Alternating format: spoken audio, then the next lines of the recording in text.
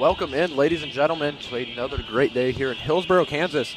Today's matchup is between the Tabor College Blue Jays and the Oklahoma Wesleyan Golden Eagles. I am here with my partner, David Ediger, as my color commentator. David, how are you doing today? Doing good today. Looking for a good matchup between the conference's two top teams. So should be a good day to play some baseball. Beautiful day out there. A little overcast, but temperature-wise, very good. And the wind's blowing out a little bit. So of course, it's blowing straight out today.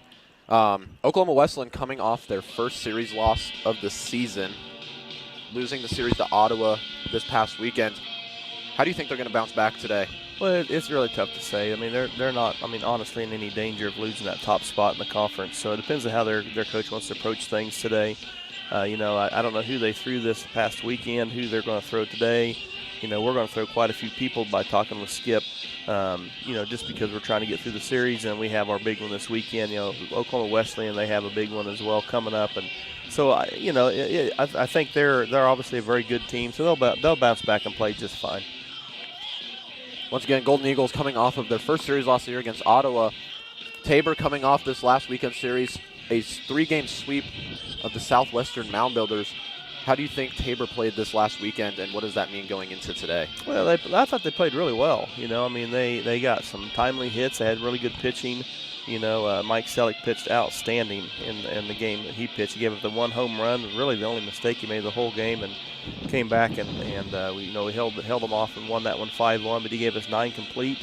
We played really well. Matt Johnson he hit the ball well. He had 6 RBIs in 2 different games. He had a grand slam. He had 3 home runs. Tanyan Schaefer had a multi-hit inning in one of the games, and so it's good to see him getting that stroke from the left side going. So overall, though, the guys just found a way to win, and that should give them some momentum coming in today. No matter what happens today, that put us back up into second in the conference. 3.5 out behind Oklahoma Wesleyan, win both today, just a game and a half out with 3 left to play.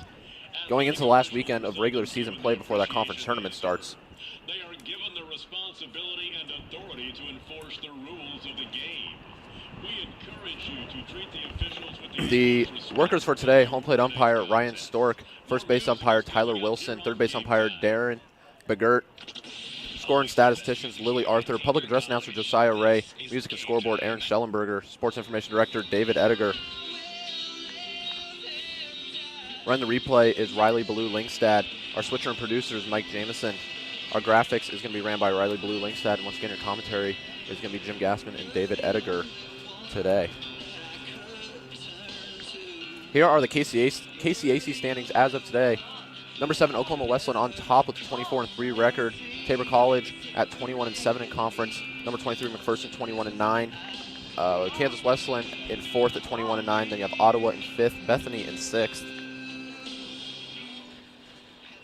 Southwestern in 7th, Friends in 8th, Sterling in 9th, York at 10th, St. Mary at 11th, and rounding out the bottom is going to be Avila at 4-26. As you mentioned, Jim, on those standings, we're just right there, and there's a kind of a log jam for 2, 3, and 4 especially.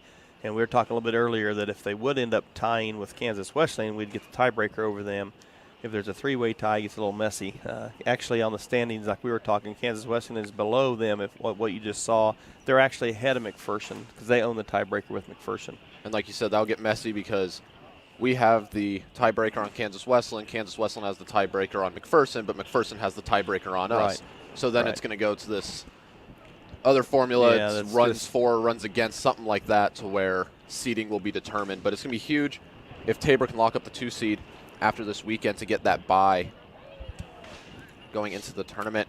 Here is today's matchup. The head coach for the Eagles is going to be Kirk Kelly in his 3rd season, 39-5 overall this year, 24-3 in conference. And the head coach of the Blue Jays is none other than Mark Standiford, 30-14 on the year, 21-7 record in conference in his 13th season. Today's starting pitchers for the Eagles is going to be Kellen Brothers. Brothers on the year 6-0. 6-0 on the year with a 2.32 ERA out of Gridley, California. And the starting pitcher for the Blue Jays is going to be number 30, Casey Williams. Williams 3-1 on the year with a 7.92 ERA from Kearney, Missouri. And that's not Casey's picture, just so you out there. I know Mom and Dad might be watching.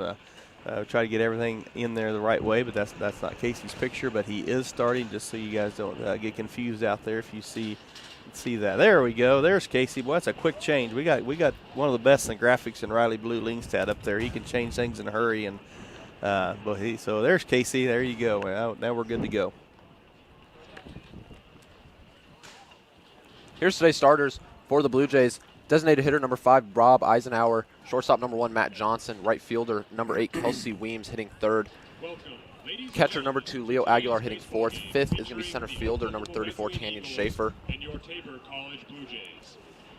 6th is going to be left fielder number 32, Rudy Vasquez. 7th, third baseman number 7, Drake Gerard. 8th, number 10, second baseman Joey Witkowski. And first baseman today is going to be number 33, Josh Jones. And our courtesy runner is going to be Shannon Johnson. First for the visiting Oklahoma Wesleyan Eagles. Number 11, shortstop Hector Mannon. Here are the starting lineup for the Oklahoma Wesleyan Eagles. Batting first, playing shortstop, Hector Manone. Batting second, number 8, designated hitter Cody Muncie. Batting third, number 18, Isaac Worsland. He'll be playing left field. Batting fourth, the first baseman, number 35, Danny Perez. Batting fifth, third baseman, number 1, Adarius Council. Batting sixth, right fielder, number 14, Jesus Rojas. Batting seventh, second baseman, number 2, Remy Patry. Batting eighth, doing the catching, number 5, Nick Chavez. And batting ninth is going to be the center fielder, number 27, Estefferson Milan. Starting lineups for your Tabor College Blue Jays. Number 5, designated hitter Robert Eisenhower. Number 1, shortstop Matt Johnson. We are going to take a quick break. We will come back for the prayer and national anthem right after these messages. Number 2, catcher Leo Aguilar. Since 1962, the Eitzen Agency has specialized in insurance for churches, colleges, and faith-based ministries. As an independent insurance agency representing Brotherhood Mutual and other fine companies, they can find the right policy for you at the best price. For more information, call the Eitzen Agency at 800-375-2553 or go online to eitzenagency.com. That's EITZEN agency.com. The Eitzen Agency, proudly supporting Tabor College athletics for 3 generations. There's a new vibe in town. Experience it with our crazy fast internet speeds from our fiber-backed network. Whew, finally, a broadband connection that can keep up with you. Need a customized solution to power your business with phone, internet, or managed? To come and to play and enjoy this great game of baseball. Lord, we just pray you'd be with each one playing, coaching, officiating, Lord, umpiring. We just pray that you would give them all safety as they participate today, keep everyone free from injury. Lord, we pray that you'd give our visitors from Oklahoma Wesleyan a safe trip back when they leave here today. Just help both teams play the best of their ability. We pray this in Jesus Christ. Amen.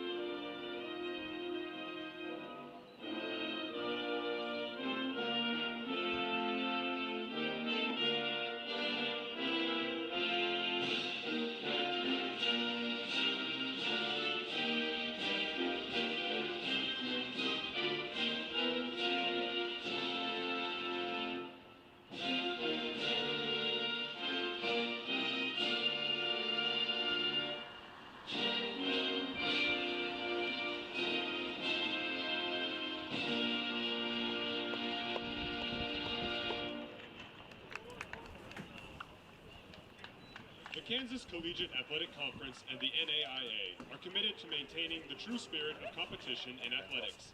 Please do your part by showing respect. Welcome back, everybody. Our prayer was led there by David Ediger and our playing of the national anthem there. Once again, the wind is blowing out today. Oklahoma Wesleyan, big home run hitting team, which is a little bit of a concern as Tabor as Coach Staniford said earlier this season, not a big home run hitting team. But as we know, once Tabor gets on the base paths, they're going to be looking to run, take advantage, especially with Eisenhower leading off. Eisenhower not playing center field today. He dealing with a little bit of an injury, so they're trying to protect that a little bit, but he is able to hit today. So we'll see how that impacts the outfield today without Eisenhower playing center. Well, still the good thing is, I think outfield will be okay. Obviously, he's got some speed and can track down some balls that maybe others can't just because he's that much faster. But I think we'll be fine there playing good position. It's awesome to have him, though, in the lineup because once he does get on the bases, it's just boom, boom. He's the nation's leader in steals. We're the nation's team leaders in swipes for the season. So, it's going to be kind of our speed against maybe their power. And, honestly, Jim, at our field, as small as it is, especially the right field, and the wind blowing out, it's not even a home run hitting team. It's fly ball hitting teams, and they blow out. So hopefully we'll be able to hang in here and see what happens. When I was talking to some of the guys earlier, and whether we played here or down in Bartlesville, if the wind was blowing out or blowing in or whatever the case is, both fields are relatively small, and so the ball is going to fly no matter what. Yeah, we'll see. Yeah, if we can get some strikeouts or keep the ball down, I think either team, they'll be okay. So we're getting ready to go underway with Casey delivering the first pitch for us. And the first pitch from Williams will find the strike zone. First batter that Williams is going to see is the shortstop, number 11, Hector Manone. Manone on the season is hitting .333 with 2 home runs, 27 RBIs, and a .428 slugging percentage as that one is taken for a ball. And if you guys are just joining us and have been watching all year long, and then you'll notice we have our center field camera back. We've had some trouble with that a couple times as we see the bunt laid down. Gerard comes up throwing. Josh Jones over there at first base tries to make the pick. Even if he did, runner was going to beat it. Manone reaches on an infield single on a little bunt. So the Eagles have their first batter on, and that will bring up the designated hitter, number 8, Cody Muncie. Yes, we see OKWU taking a little page out of the Blue Jays book there, a little small ball, and trying to get their, looks like their speedster on first as he's leading away a little bit there as Williams checks on him before he delivers home. Pitch is a little low for ball 1. Manone on the year, 5 stolen bases on 6 attempts. The batter, Muncie, hitting .458 with 15 home runs, 62 RBIs, 130 total bases, .850 slugging percentage, has worked 31 walks, as that second one misses for a ball. 2-0 count to the designated hitter, Muncie. Yeah, we see Hector Mannon there at first kind of dancing around quite a bit, trying to get in Williams' head maybe a little bit. We'll see how Casey responds now with the runner on base. As that one does find the zone for a strike. 2-1 count.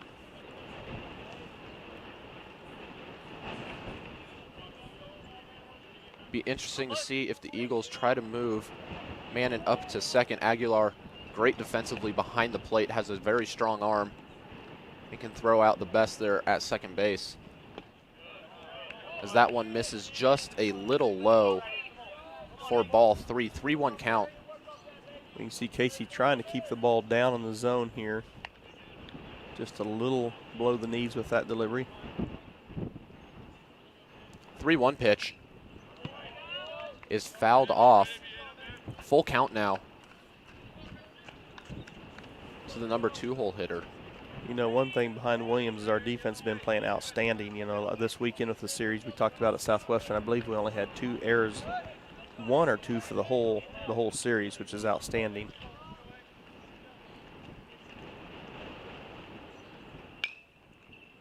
That one is chopped foul. Muncie staying alive. One thing you talked about was Eisenhower not being in the outfield, but that has a ripple effect as we see Josh Jones at first base. Weems has to move to right field. Weems moves to right field. Now you take Schaefer out of left field and put him in center field, and Rudy out of the DH put him into left field. But Josh Jones at first base, very good glove. That one is fouled off as well. Muncie putting together a great at-bat. And Jones has a very good glove, very good feet. gets his work done early. He just is outstanding defensive first baseman, so really not losing anything there at all defensively. We may be gaining a little more experience than Kelsey usually at first, who's a converted right fielder, but that shouldn't be a problem for us today. Comes that 3-2 pitch once again. As that one is going to get over the right field wall. And just like that, the Eagles jump on top 2-0. Yeah, Casey really battling there and trying to keep that ball down. Got a little too much of the plate there, and he sent that one. That would have been gone today with any day. No wind or no wind. He hit that one pretty well. So OKWU on top 2-0 here early. 2-run home run hit there by Cody Muncie adds to his home run total. Now 16 on the year. And that'll bring up the left fielder, number 18, Isaac Worsland. Muncie, I believe, he was the offensive player of the week. No, he was 2 weeks ago, I believe he was. So obviously a pretty good threat at the plate. Worsland watches that one go by for a strike. Worsland on the year hitting .353 with 18 home runs, leading the Eagles in home runs this year. As he gets all of that one, and that one is going to leave as well. Back-to-back home runs for the Eagles, and they are on top 3-0 early in the top of the first with no outs. Yeah, we need to settle down here and try to get an out. And Casey's not bad pitches. They're just hitting them a long ways right now. See if we can get an out, kind of get that first out, and maybe we can roll from there. And that'll now bring up the first baseman, number 35, Danny Perez. Perez on the year hitting .403 with 16 home runs, 60 RBIs, and a .779 slugging percentage. He watched that one go by for a strike. A good location by Casey coming back right at him. As you see, that one misses for a ball.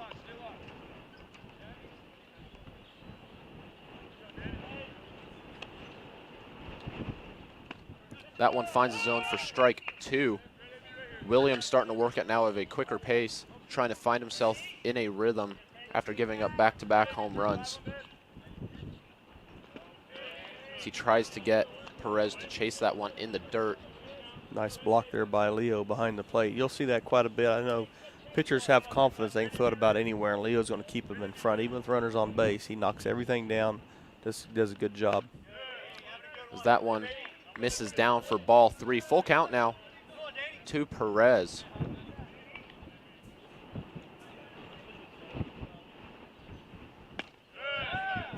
As Perez was down 1-2 in the count, but ends up working a walk.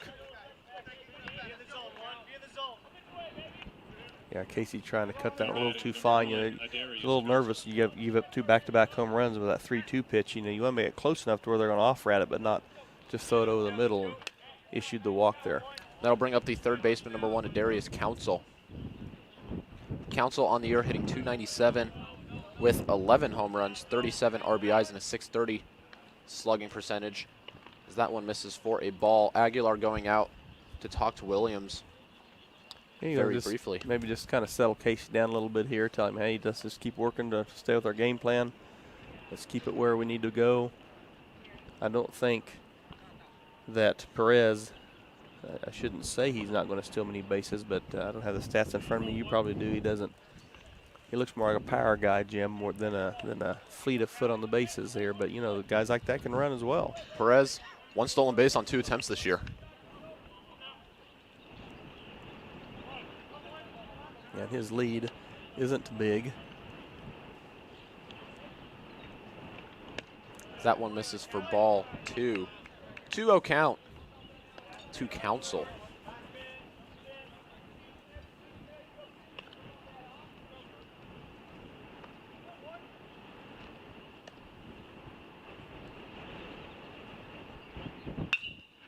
As Council lines that one into the right center gap. Schaefer giving chase. He comes up and throws it to the cutoff man, Jones. So Council with a double. Yeah, nice shot there into the right center field gap. Schaefer did a nice job getting that ball quickly and playing it off the fence. He's got a strong arm, fires that right into Jones. I was watching Perez go around the bases. You know, sometimes a gapper like that, you might get a score. He definitely was going to be holding at third, but runners at second and third with no out. That'll bring up the right fielder, number 14, Jesus Rojas. Rojas on the season hitting .355 with 6 home runs, 26 RBIs, and a .636 slugging percentage. Runners on second and third with no outs in the top of the first. Eagles up 3-0. As Rojas is able to find the hole between short and third, and that will drive in Perez. We had a little CNI single there, got right between the third baseman, Gerard, and Johnson, the shortstop, and couldn't quite get to it. Matt's played really well. I mentioned the other day his offense, but he's been playing just outstanding defense. The last time we saw him here on this field, just made some really tough plays. Looked pretty easy, but there's nothing he could do there. Definitely couldn't get to that one. And then I'll now bring up the second baseman, number 2, Remy Patry. Patry on the season hitting .290 with 2 home runs, 21 RBIs, and a .532 slugging percentage as he watches that one go by for a strike.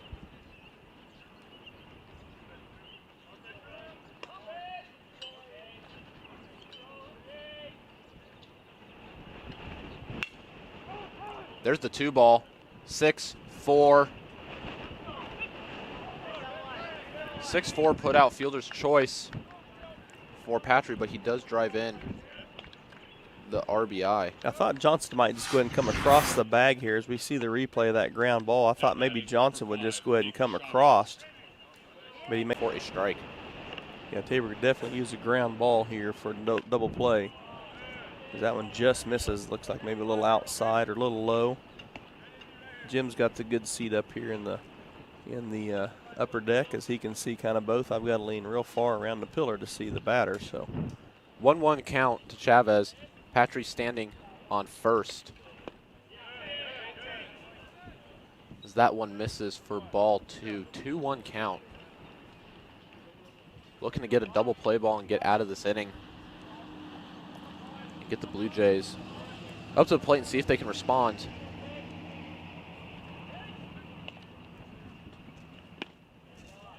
That one finds the bottom of the zone for strike number 2. A good location there by Casey. You're right. If we get a ground ball and maybe get the double play this time, it'd sure be nice and get us in the dugout.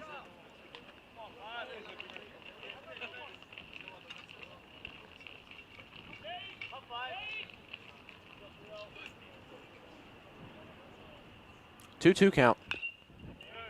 So that one is going to be fouled off. Chavez staying alive and battling against Williams. So far, the Eagles hitters have really made Casey work here in this first inning. Several full counts, a lot of foul balls.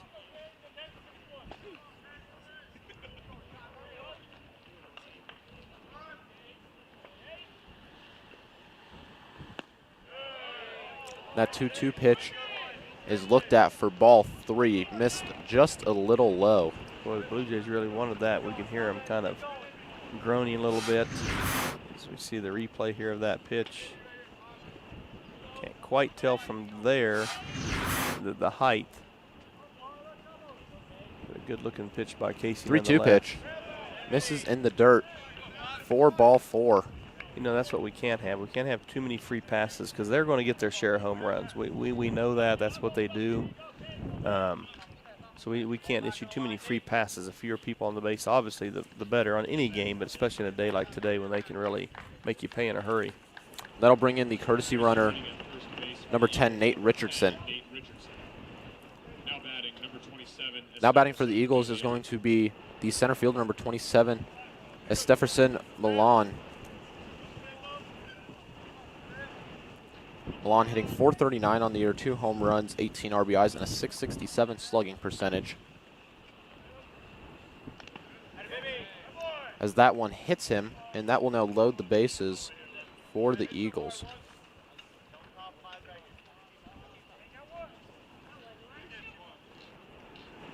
And we see Coach Stanford going to go ahead and come out and take one of these mound visits here as we see Casey really hasn't. He's shown pretty good control overall. I know a couple weeks ago when he was throwing there, he did hit a few people Showed pretty good control today, but Coach Stanford going to go ahead and make the change. So we will check out who's coming in afterwards from our sponsor.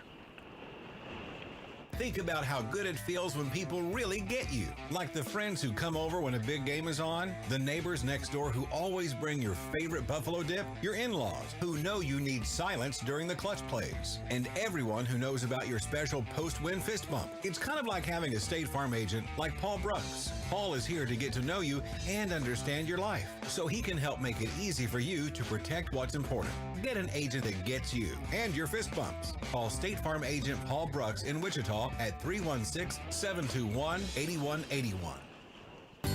Create an estate plan that values what you value. The Biblical Estate Design Service from MB Foundation is a will planning service that brings your faith into the process of preparing a God-honoring estate plan. Many donors of Tabor College have used this service to create their plan and have chosen to leave a gift to the college, a gift that will have a lasting impact on future generations of Tabor students. Learn more at mbfoundation.com/Tabor and get started on your plan today. MB Foundation, giving meaning to money. Panzer Chiropractic Clinic is a supporter of Tabor College and proud to treat our Tabor students and athletes. Panzer Chiropractic Clinic offers affordable chiropractic care for the entire family. We offer spinal adjustments and cold laser therapy, decompression and flexion distraction therapy, and are board certified in acupuncture as well as DOT certified. Come see us at 122 South Main Street in Hillsboro or call Panzer Chiropractic Clinic for an appointment today at 620-947-3157. And welcome back here to Tabor College as Blue Jays a little bit of trouble here early going. 5-0 OKWU on top, and we have a pitching change. Jim, tell us about Chandler. Chandler Henkelman, number 28.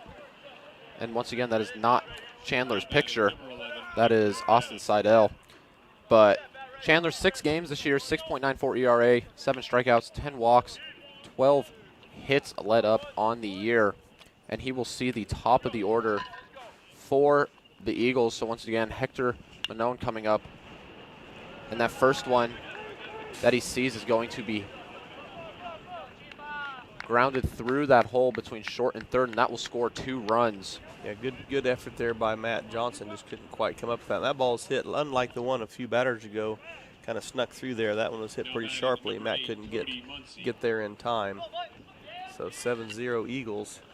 Williams still responsible for that runner on second base.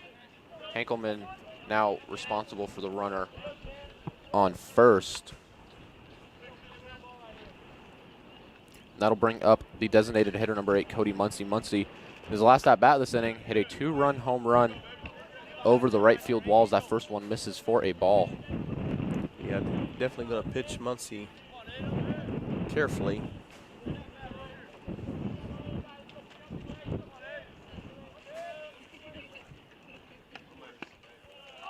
As that one hits the inside corner for a strike.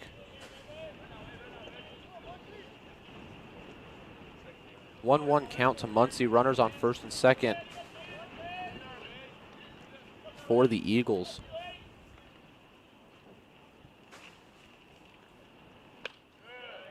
As Muncie thought about it, but decides not to offer ball 2.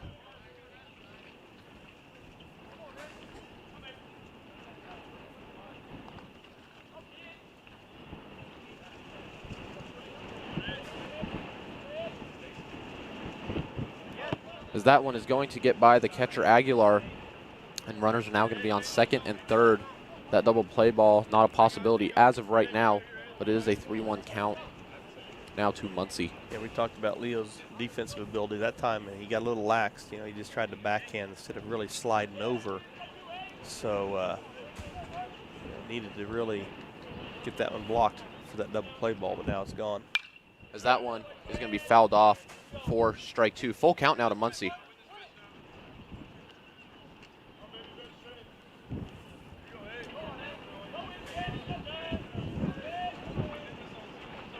See if Chandler can work his way out of this and can find an out here. As that one is going to be lined off the right field wall. That's going to score both runs for the Eagles. Good job by Weems getting that ball in quickly, but there's no doubt those two are going to run or going to score. Now Another opportunity for a ground ball. We can keep it down and maybe get a double play ball here. That'll bring up the left fielder, number 18, Isaac Worsland. Worsland, 1 for 1 on the day, hit a solo home run in this inning in his first at bat as he watches that first pitch off speed go by for ball 1. You're talking with Coach Stanifer. I know he's going to obviously trying to win the game, but we're going to try to throw a lot of people today. It's too much short rest for our normal starting rotation for any of those guys, you know, Selick, Watts, and Nelson, those guys to throw today. So it'll be interesting to see how the game progresses and the day progresses with a doubleheader. Who all we see out of the bullpen for Tabor today. 1-1 count to Worsland as he drives that one to center field, and that one is going to get into the parking lot there in center field. Another home run for Worsland, a 2-run home run.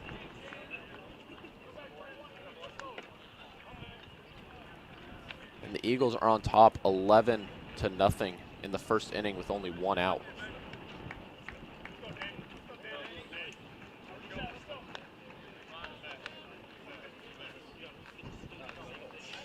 Now batting, number 35, Danny Perez.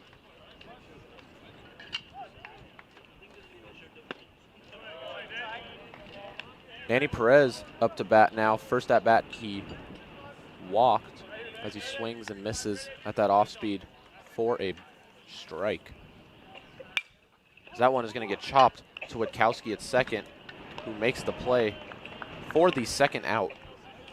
It's a ground ball we needed several batters ago, but didn't get it, so we got it now. So good play by Joey to pick the out there at first and 2 away. Now batting, number 1, Adarius Council.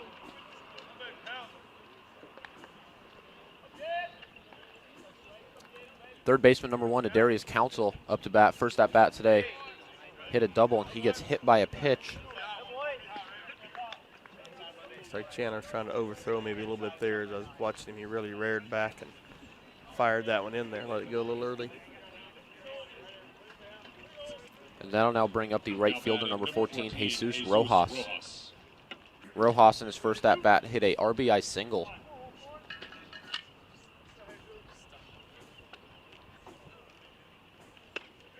As he watches that first one go by for a ball.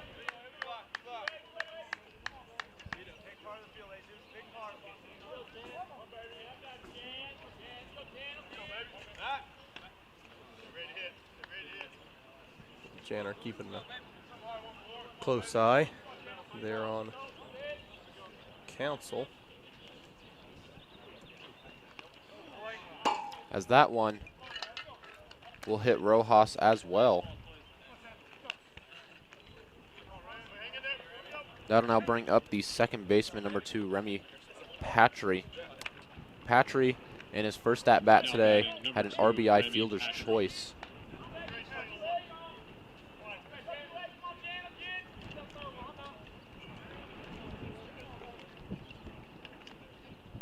As he watches that first one go by for a strike.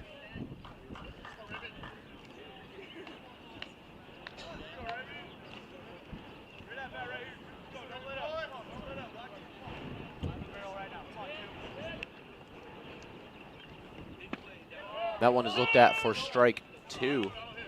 No balls, 2 strikes to the second baseman, Patry. Good job there by Hinkleman getting ahead. 2 strikes. Let's see if we can. Good block there by Leo. Keeping those runners at first and second with that block. 1-2 count to Patry.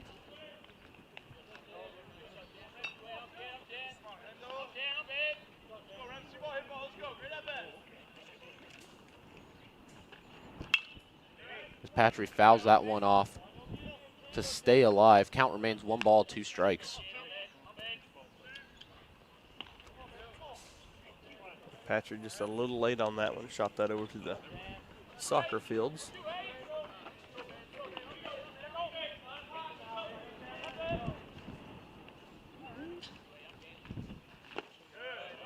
Another good block by Leo, keeping those runners there at first and second.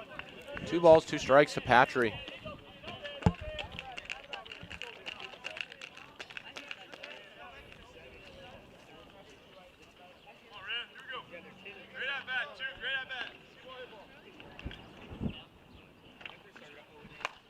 as Patry swings and misses at that one for strike 3. Big inning by the Eagles. We go into the bottom of the first. Score is Eagles 11, Tabor 0.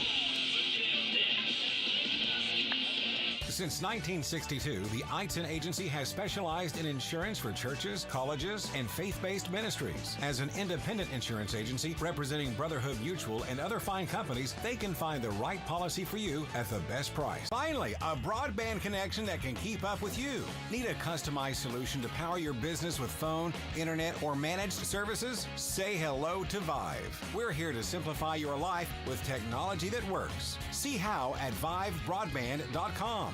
That's VYVE broadband.com. It's time to turn your Vive on. Busy schedules of our students. The best part about the programs is that they're offered 100% online.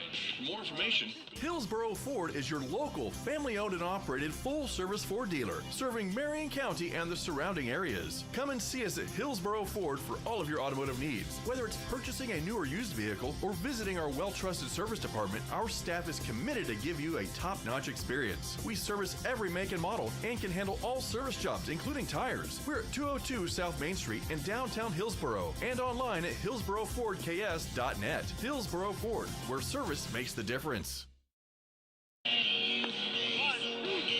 Welcome back, ladies and gentlemen. If you're just joining us, the Oklahoma Wesleyan Eagles had a big first inning, 11 runs on 8 hits.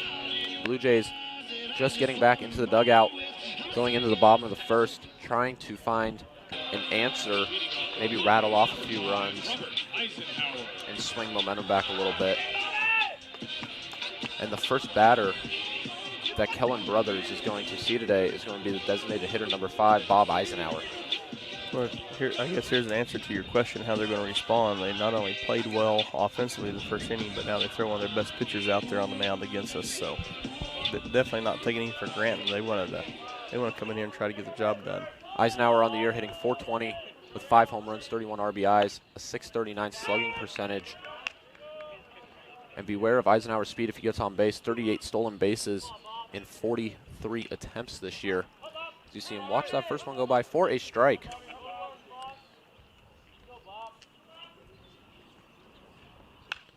Yeah, Brothers with a straight over-the-top delivery. Really rears back. He's got a real long stride. And not even a 3-quarter, it's just straight over the top. Eisenhower fouls that one off. No balls, 2 strikes to the leadoff hitter, Eisenhower.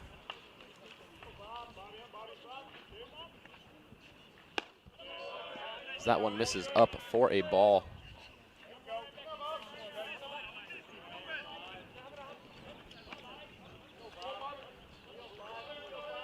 One-two count to the leadoff man, Eisenhower. As that one is grounded to the shortstop, who makes the play for out number 1. Yeah, good hustle by Eisenhower. Got the bat on the ball, got down the line quickly, but you notice their shortstop didn't waste any time manning, getting rid of that ball. Everybody's aware of Eisenhower's speed, not just on the base paths, but, I mean, getting down the baseline. So nobody's going to take that for granted. That will now bring up the shortstop number 1, Matt Johnson. Johnson on the year hitting .349. Had a big weekend this past week against the Southwestern Mound Builders. He has 3 home runs now on the year, 47 RBIs, and a .503 slugging percentage. 29 stolen bases on 31 attempts. Another guy, once he gets on base, is a threat to run as he swings out in front of that off-speed for strike 2. Yeah, Matt's one of the leaders on the bases as well. We have quite a few of those with Eisenhower and Weems and Matt, and obviously Shannon Johnson as well. So that off-speed is swung on and missed for strike 3. That'll now bring up the 3-hole hitter, right fielder number 8, Kelsey Weems. Weems on the year hitting .320 with 11 home runs, leading the Blue Jays in home runs this year with 50 RBIs and a .570 slugging percentage. Another guy that, like David said, is going to look to run 34 stolen bases on 37 attempts. As that first one that Weems sees is lined to right field, hits the yellow. Yeah, Tabor couldn't couldn't catch a break there as Weems really sent that one for a ride, but couldn't quite get it over over the fence, and you see him and Mannon kind of joking around a little bit there. You know, I've noticed that earlier with Josh Jones on first as well. You know, when you play baseball against guys, you usually have pretty good rapport with the other team. You know, it's not like a lot of sports, a lot of chatting going on, and there's just a lot of respect between each other, especially these two teams.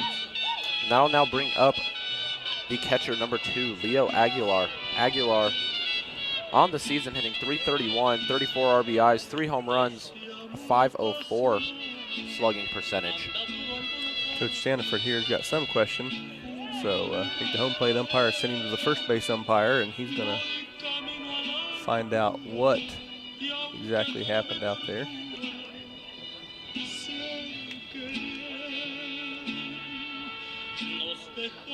And whatever it is, he shakes his head okay and walks off, so he must have either got the explanation or they're going to double check. And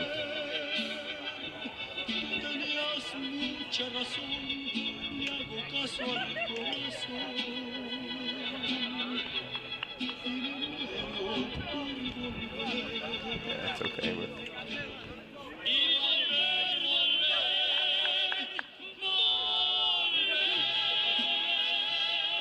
discussion there might have been on if that ball did get over, but maybe like hit off the light pole or something and came back in.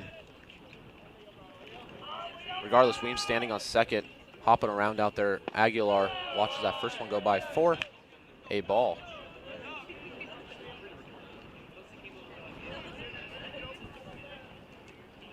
So Tabor with their first base runner here with 2 down. Let's see if we can get one of those timely hits there. You got to start chipping away sometime. That one is looked at for a strike. 1 ball, 1 strike to the catcher, Aguilar.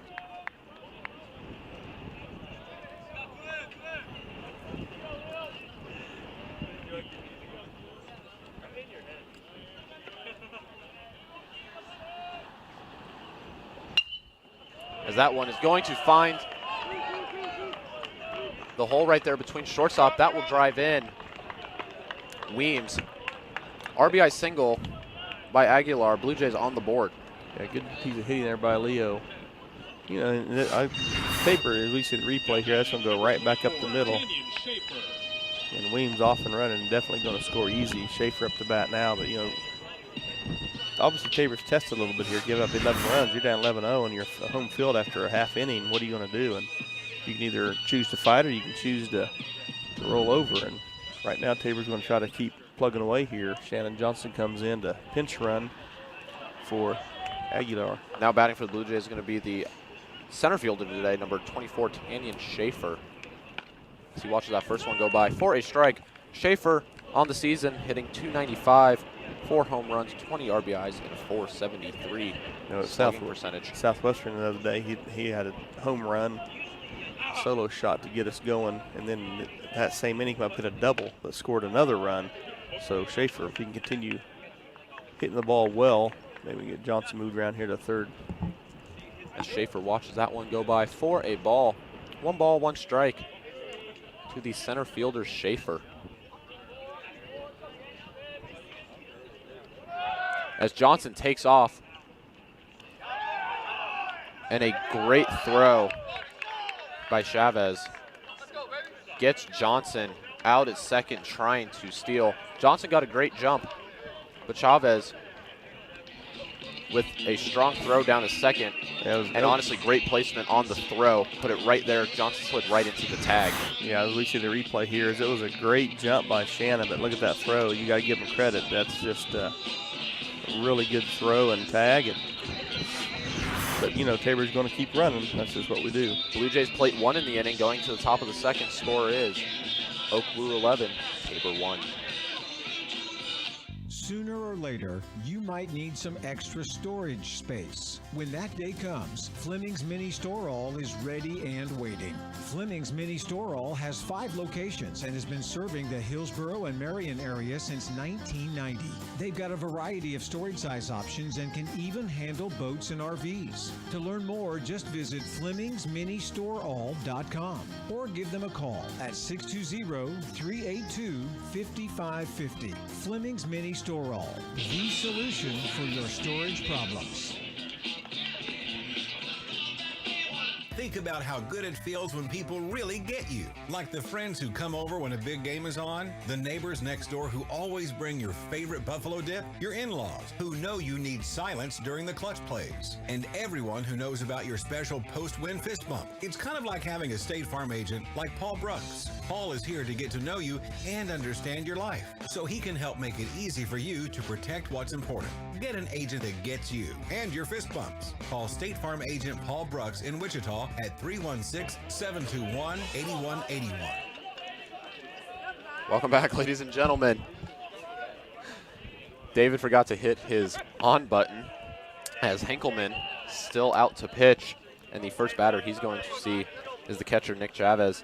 Chavez 0 for 0 on the day with a walk back in the first inning.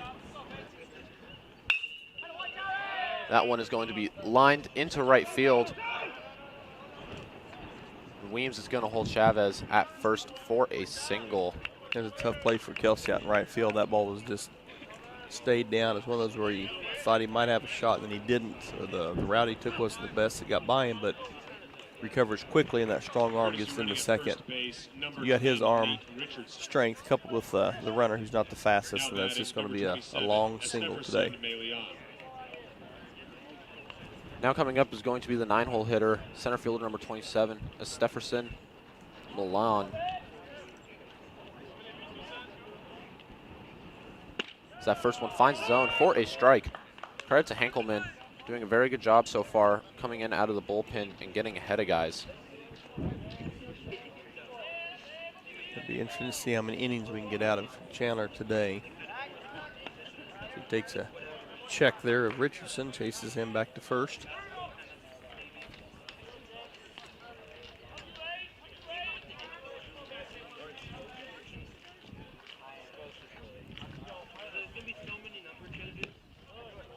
A little off speed, misses outside.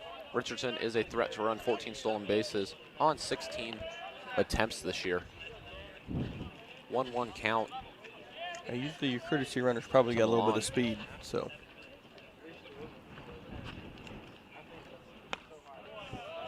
That one hits the outside corner for strike number 2. 1 ball, 2 strikes.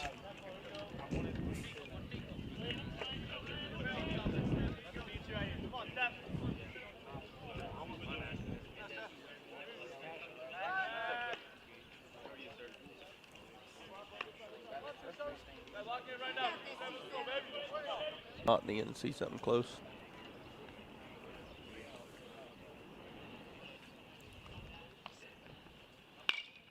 That one is going to be fouled off over there down that left field line. 1 ball, 2 strikes is still the count.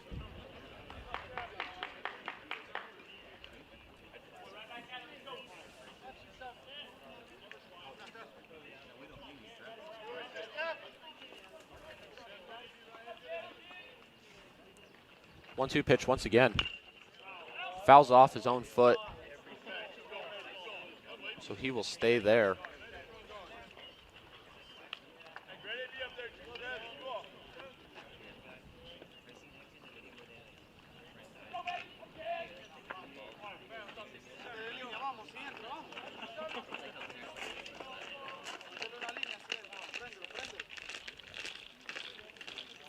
Time called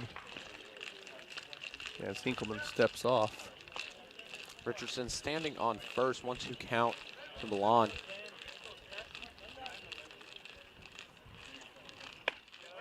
As he watches that one miss up for ball 2. Count is now 2 balls and 2 strikes. Yeah, not a bad pitch there. Wasn't too high. It was definitely a ball. But not a bad spot for a 1-2 pitch. As that one is hit to Schaefer in center, who gets under it and puts it away for the first out. They'll bring up the top of the order now in the shortstop, number 11, Hector Manon. Manon 2 for 2 on the day with 2 singles and 2 RBIs. Richardson quite a ways off of first on that fly ball to Schaefer. I don't know if he's trying to tempt Tanyan to throw it behind him and throw it away maybe, but he was off quite a bit. as that one gets away from Henkelman. And that'll be a hit by pitch. Runners now on first and second for the Eagles.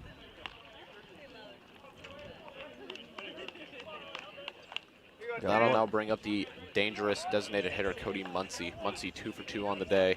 4 RBIs already, a 2-run home run back in the first inning, and a 2 RBI single also back in that first inning.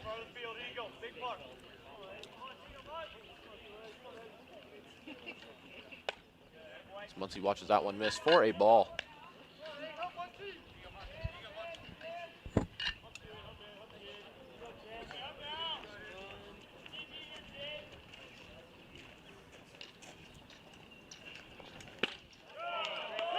So that one hits the bottom of the zone for a strike, 1-1 count.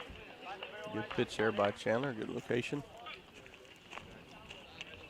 Muncie, a pretty good sized guy.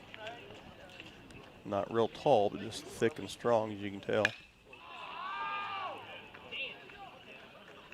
As that one is going to leave as well. 3-run home run for Muncie. And he sent that one, a no-doubter, obviously, to right center.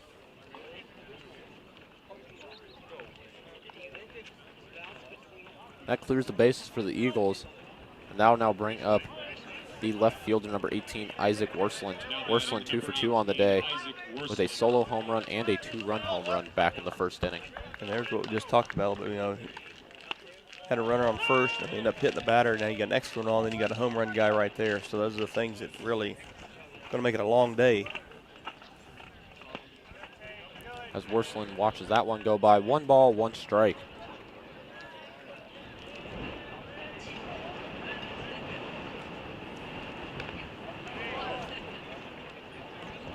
As Henkelman hits Worsland with that pitch. And that'll now bring up the first baseman, number 35, Danny Perez. Perez 0 for 1 on the day with a walk and ground out.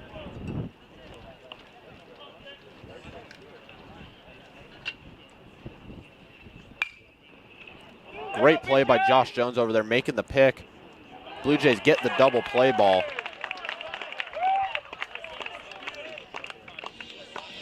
And there's what we talked about earlier, you know, before we got started today.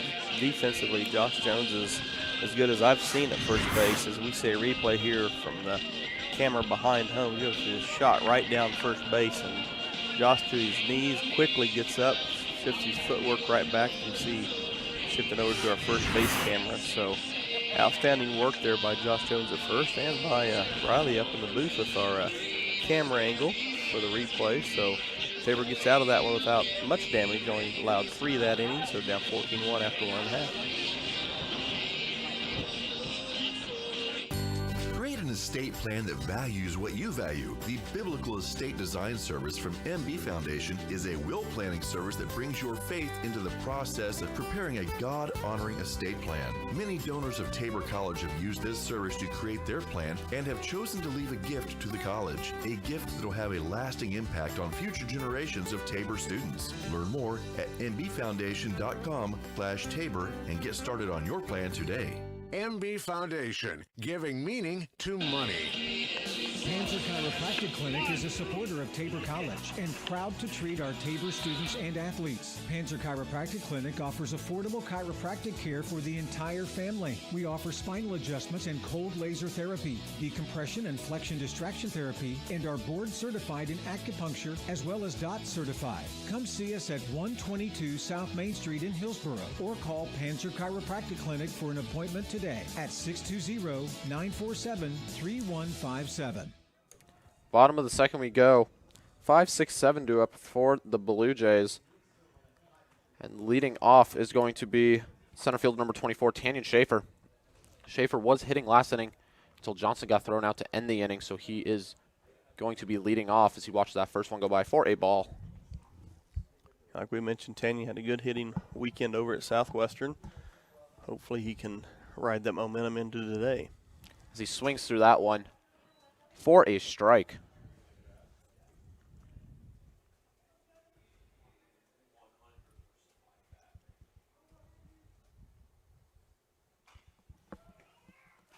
great shot by Schaefer down to first base right there. A nice play by number 35, Danny Perez, as he kind of kept it in front, but it did squeak under his legs, but he recovered quickly. And we see Brothers alertly covering the bag and just beat Schaefer as we see the replay here.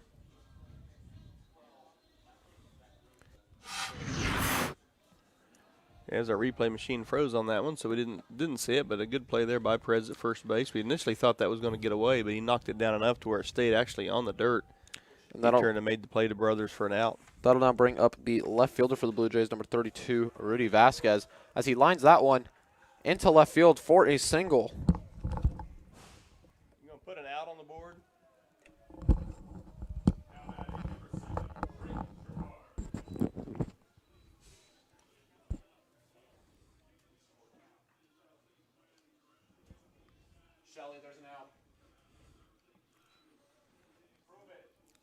Good shot by Rudy in the left field. As Tabor's hit the ball, you know, when they've had their opportunity, they've put the bat on the ball a little bit here against one of the better pitchers for the Eagles. And that'll now bring up the third baseman, number 7, Drake Gerard. Gerard hitting .263 on the year with 23 RBIs and a .308 slugging percentage as he watches that one go by for a ball.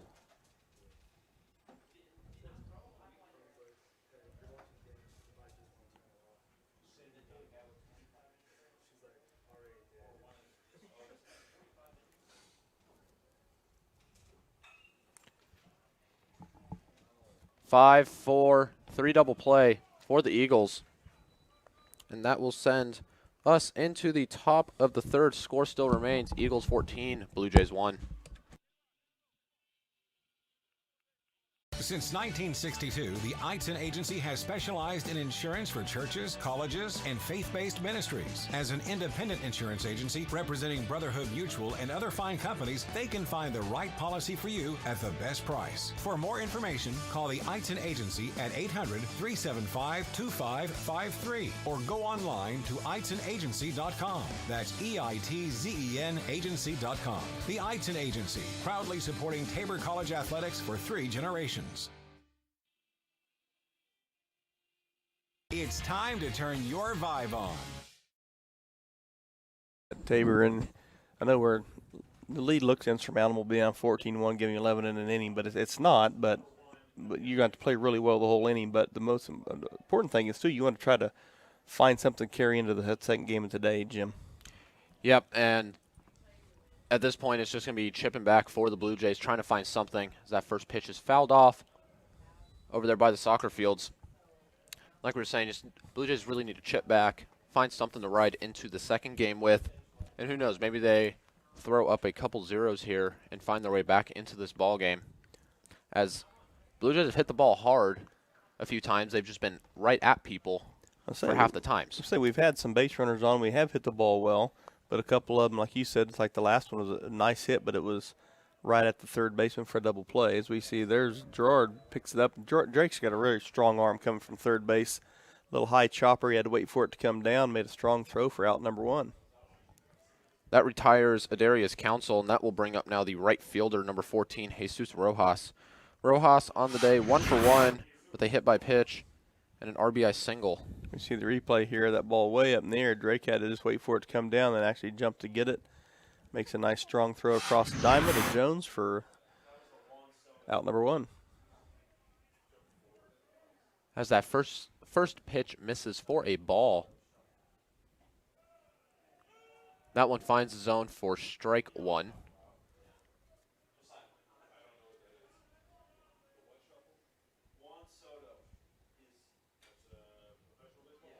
As that one is grounded through that third and shortstop hole once again for a single. You know, when things seem to be going your way, they go your way. We've hit the ball hard at them a little bit. They've hit the ball hard, obviously some and some not, but it seems like everything they hit's getting through right now. That'll now bring up the second baseman, number 2, Remy Patry. Patry on the day 0 for 2 with a strikeout and an RBI fielder's choice. So that one's in the dirt for a ball. Keeping an eye on Rojas here at first, as he's looking like he'd like to get down there to second base, but we'll see. Now he's adjusting his equipment and about gets thrown out. Leaning back to first. 1-0 count to the second baseman, Patry.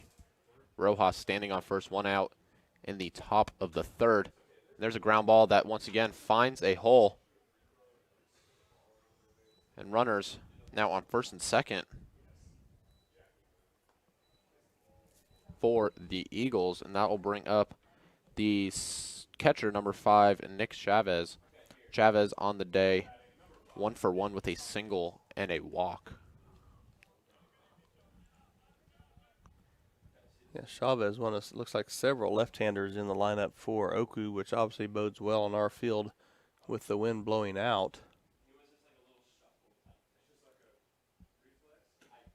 As that one finds the zone for a strike. Hankelman getting out in front on Chavez. You know, Chandler's did a nice job of making it hit the ball on the ground. They just hit it where we're not right now. So if we can continue that, maybe we can get them to hit it to us a little bit better. We can make some plays here. That one misses down for ball one. 1-1 count.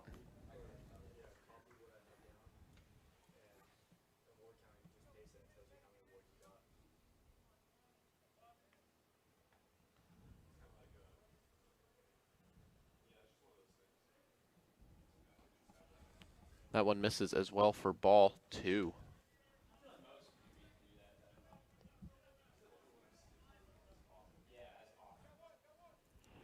Again, you see pretty much all of our misses, Jim, are pretty much down. Haven't missed high a lot. Pretty much all of our misses are down. And there's another one that will find the hole. Yes, 2 in a row to the same spot out in right field. And Weems comes up throwing there. OKWU just going station to station with bases loaded here. Back-to-back-to-back singles has the bases loaded, like you said, David. We see Richardson come in as a courtesy runner replacing Chavez.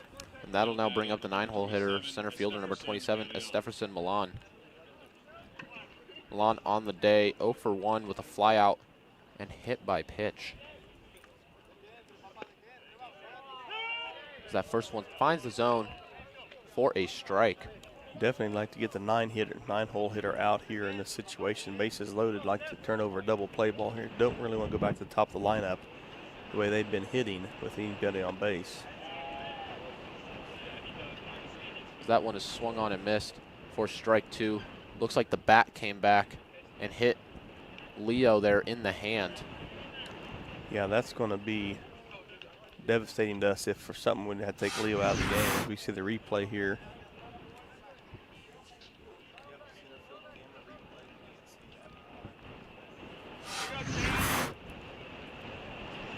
Yeah, it's hard to see on the replay there from behind exactly what happened. It looked like you said the bat come around and hit him. Or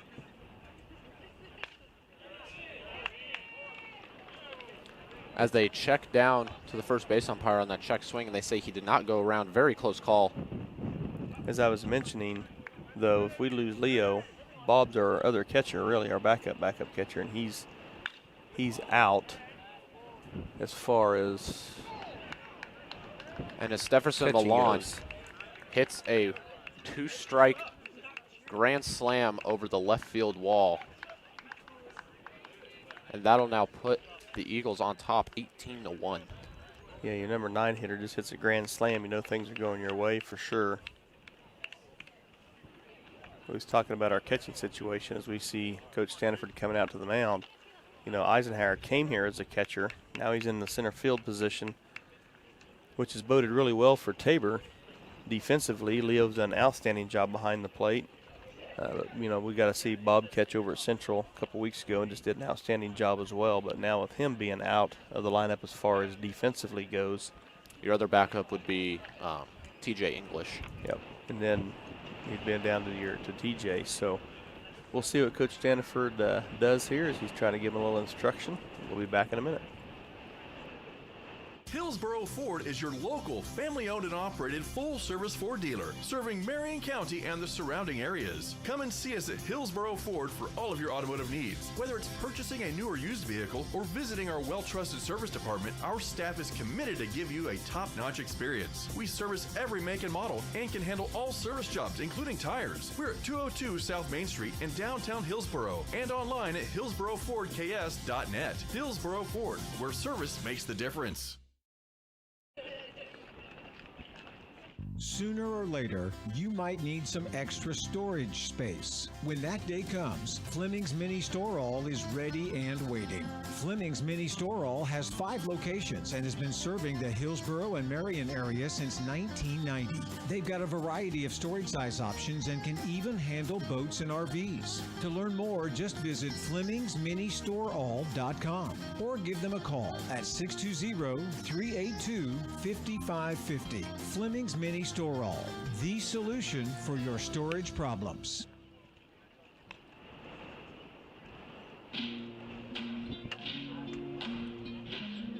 Sooner or later, you might need some extra storage space. When that day comes, Fleming's Mini Store All is ready and waiting. Fleming's Mini Store All has 5 locations and has been serving the Hillsboro and Marion area since 1990.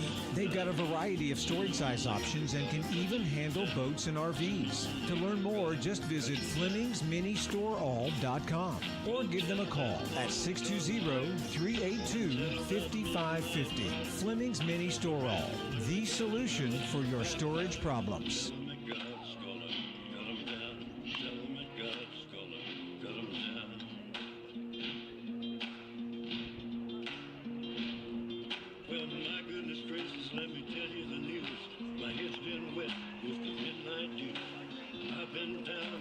Welcome back. Now coming in for the Blue Jays to pitch is going to be number 34, Jared Cooper. Cooper on the year, 3 games pitched in. This will be his 4th, 7.36 ERA, 2 strikeouts, 2 walks, and 5 hits allowed. If you're just joining us, Oklahoma Wesleyan on top, 18-1. They posted an 11th spot in the first inning, 3 in the second, and they just hit a grand slam here in the top of the 3rd. Bases are cleared with 1 out in the top of the 3rd, and Big Coop, as they call him, is going to see the top of the order. No easy task, as we've seen today. Yeah, every pitching change we've had, they've started at the top of the order. So hopefully we'll see if Coop can slow this offense down a little bit. That one misses. 4-2.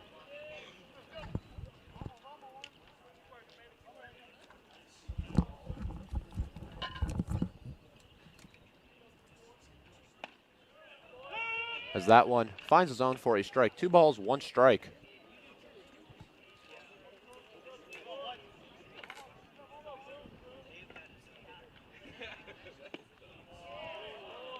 As Manone goes swinging in the dirt at that one for strike 2. 2 balls, 2 strikes.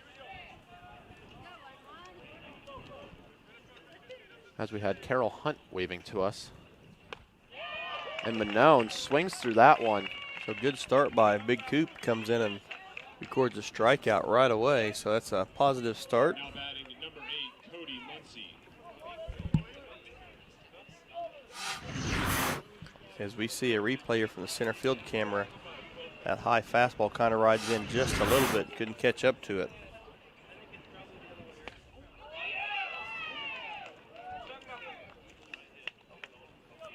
As Jim said, Dr. Hunt, we're waving to us. She's off to another duty today, so I'll be leaving you at the broadcast booth if anything happens. Take care of administrative things down here in the field or to get the umpires off. So Coop off to a good start. Now knock on wood here, Jim, as he retires the first batter. He's had 0-2, and look at that.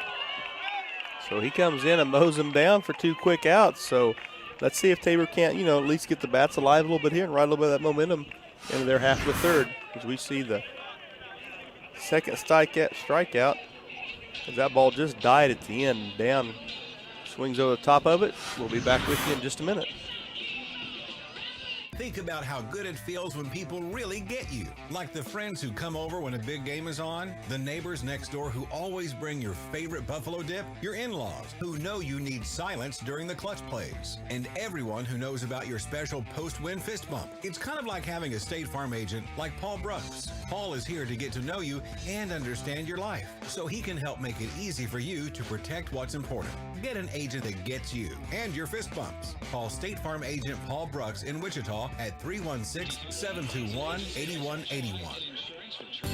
Create an estate plan that values what you value. The Biblical Estate Design Service from MB Foundation is a will planning service that brings your faith into the process of preparing a God-honoring estate plan. Many donors of Tabor College have used this service to create their plan and have chosen to leave a gift to the college, a gift that will have a lasting impact on future generations of Tabor students. Learn more at mbfoundation.com/Tabor and get started on your plan today.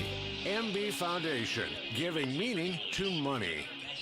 Panzer Chiropractic Clinic is a supporter of Tabor College and proud to treat our Tabor students and athletes. Panzer Chiropractic Clinic offers affordable chiropractic care for the entire family. We offer spinal adjustments and cold laser therapy, decompression and flexion distraction. Bottom of the third we go. Eagles on top, 18-1. 8-9-1. Due up for the Blue Jays.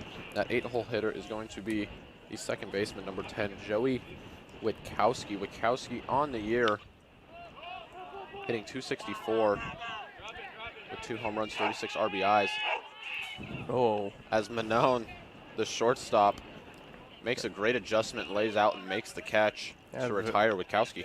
tell you what, the ball was hit so high by Joey, and the way the wind's blowing, he took the line out, and all of a sudden it just kept drifting. I thought for a second there it was going to get down, but Minot made a nice play laying out there, hauling that in for the first out, bringing up Josh Jones, our first baseman. Like David mentioned, Josh Jones coming up to bat, first baseman, hitting .234 on the year with a home run, 7 RBIs, and a .319 slugging percentage. As he watches that first one go by for a ball. Got to watch Josh play full-time over a couple weeks ago at Central. I watched a little baseball, then went down and watched a little tennis, and he put the bat on the ball pretty well up there. So that one hits the outside corner for a strike. 1 ball, 1 strike to Jones.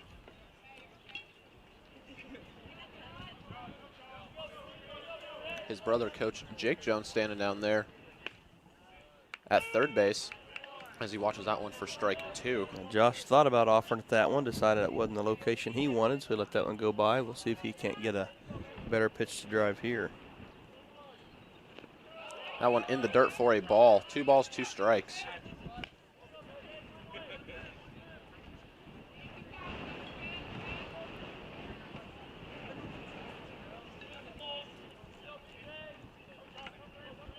Comes that 2-2 pitch.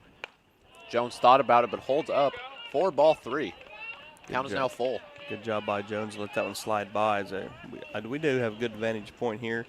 That one came right across where the Blue Jays are across his jersey, so let that one go past a little high. So that one misses down for ball 4, so Jones able to work a walk.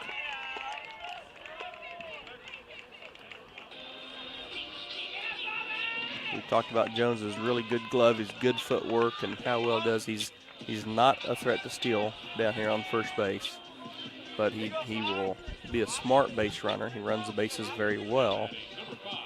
Doesn't have the best speed, but like you said, smart base runner, runs them very well, very aware on the base paths. And that'll now bring up the top of the order for the Blue Jays, designated hitter number 5, Bob Eisenhower. Eisenhower 0 for 1 on the day with a ground out. So you watch that one go by for a ball. Again, tuning in, Eisenhower not in the defensive lineup today. He does have he slid into home when we scored 2 runners on a pass ball. He scored from second, slid in, did some damage to one of his hands, so he's not in the field, but still has the bat in his hands.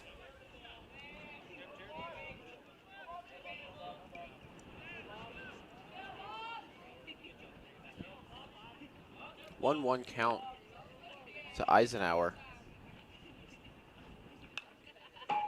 As he fouls that one off for strike 2. One other thing about Bob, we've talked a little bit about him off the field. He leads the chapels here for the baseball team. And this Sunday, if you can join us on the stream, we will be having our year-end sports review. Most of our programs are finished by that point. Baseball, softball will still be playing. That track will still be going. But Bob will actually be our student, giving our student testimony as he watches that one go by. But Bob will give our student testimony that evening, so that will be Sunday, this coming Sunday, the 2nd, starting at 7:30, and we will have it streamed as well, so you can tune in there if you want to see a little highlight of each team and what all awards everybody wins. And that'll now bring up the shortstop, number 1, Matt Johnson. Johnson 0 for 1 on the day with a strikeout. As Johnson flies that one to the center fielder who makes the catch. Blue Jays are unable to scratch across a run going into the top of the 4th. Score remains Eagles 18, Blue Jays 1.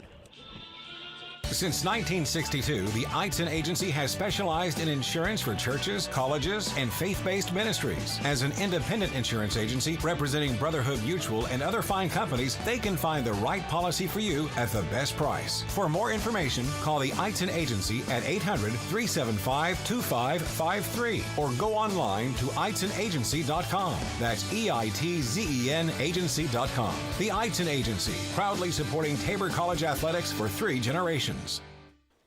And welcome back to Tabor College. Just wanted to give you a couple of house cleaning things coming up. We obviously have the series today with OKWU as a makeup series. We'll play a 9 and a 7 today, and we'll wish our softball team good luck as they are out with another conference leading team. Ottawa Braves are here in town for softball for a couple of games, with the first one starting at 4 o'clock out at the Hillsborough Sports Complex.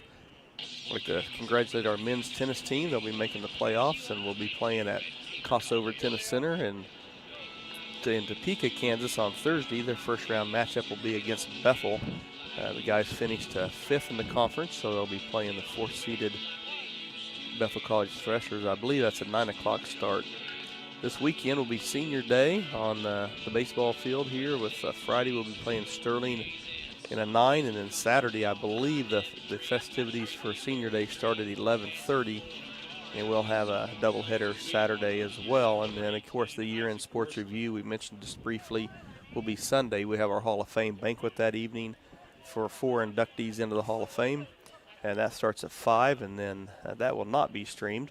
But then we will have the year-end sports review at 7:30. Pictures for the students will be able to take pictures, do different things with the athletic background at 7 o'clock, and at 7:30 you can tune in to that program. So join us on the stream if you can't be here.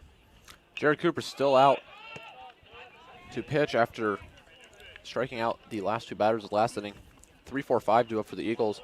And the first batter that Big Coop is going to see is going to be the left fielder, number 18, Isaac Worsland. Worsland 2 for 2 on the day with a hit by pitch and 2 home runs as he swings through that one for strike 2. Yeah, Big Coop looking pretty strong here to start his day. Last inning recorded 2 outs. And ahead 0-2 here with a foul ball there. The third batter he's faced.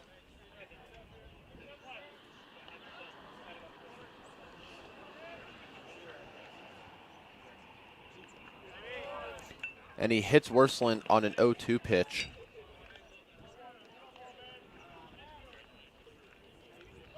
So that will bring up now the first baseman, number 35, Danny Perez. Perez 0 for 2 on the day with a couple groundouts and a walk. Yeah, we'll see if Cooper can get out of this. Earlier with the other 2 guys who threw, they'd give up a free pass, they'd hit somebody, and bang, home run. Just causes a lot of trouble right away. See if Jared can battle out of this. As that one misses for a ball. 1 ball, no strikes to Perez. Worsland standing on first.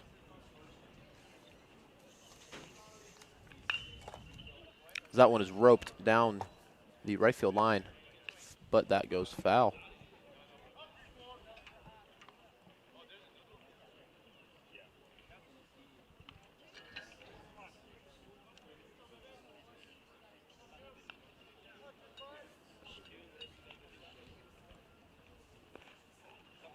And that one bounces and catches the umpire as Aguilar tried to get over and block that, and it skipped right up over Aguilar and caught the umpire right above the belt as he's kind of holding his stomach and trying to get a little air there. Worsland does move up to second on that one. It's good to see the umpire okay as he tells Leo he's fine. 2 balls, 1 strike to Perez.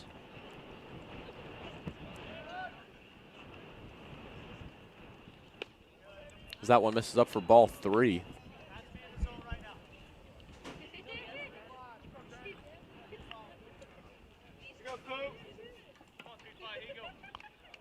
You see the good shot from the center field camera. We're really glad we got that to back it up and working.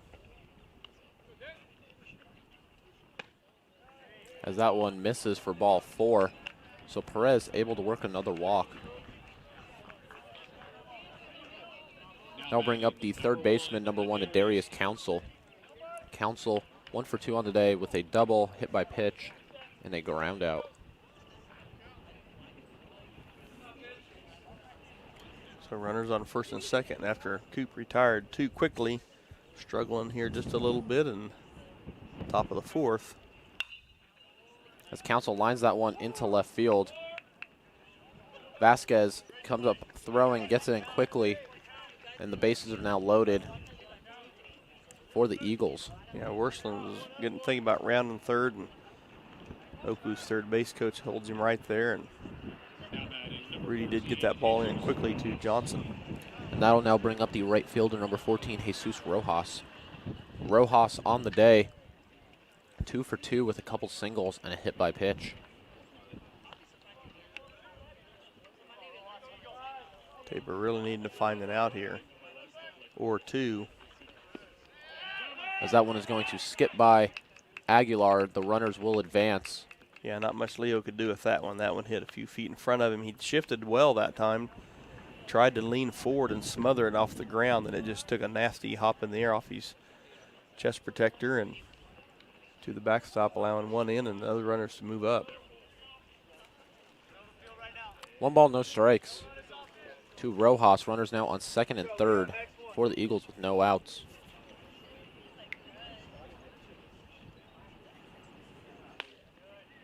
As that one misses for ball 2.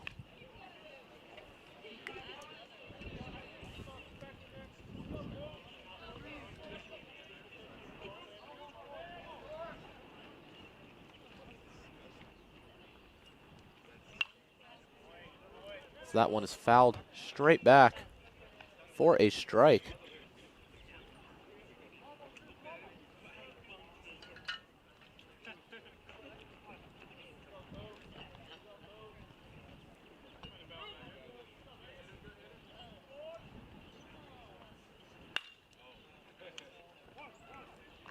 That was grounded to Gerard.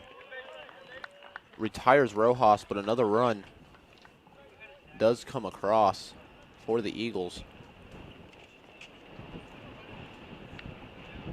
Yeah, at this point, that run's not really probably going to matter much. We're going to get an out. Definitely get an out, get into the dugout again, and start working on our offensive game here. But definitely needed that out. That'll now bring up the second baseman, number 2, Remy Patry.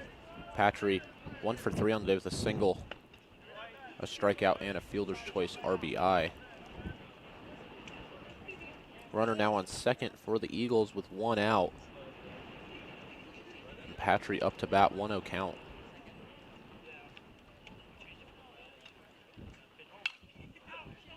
As he half-heartedly swings at that one and fouls it off for a strike.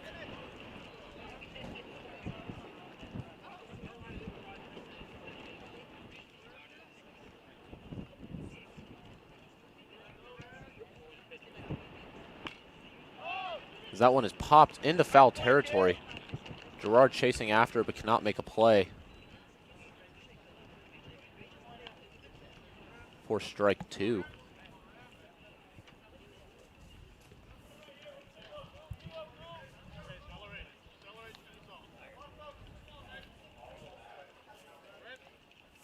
So Patrick staying alive here. Cooper looks in to get the sign from Leo with a runner on second.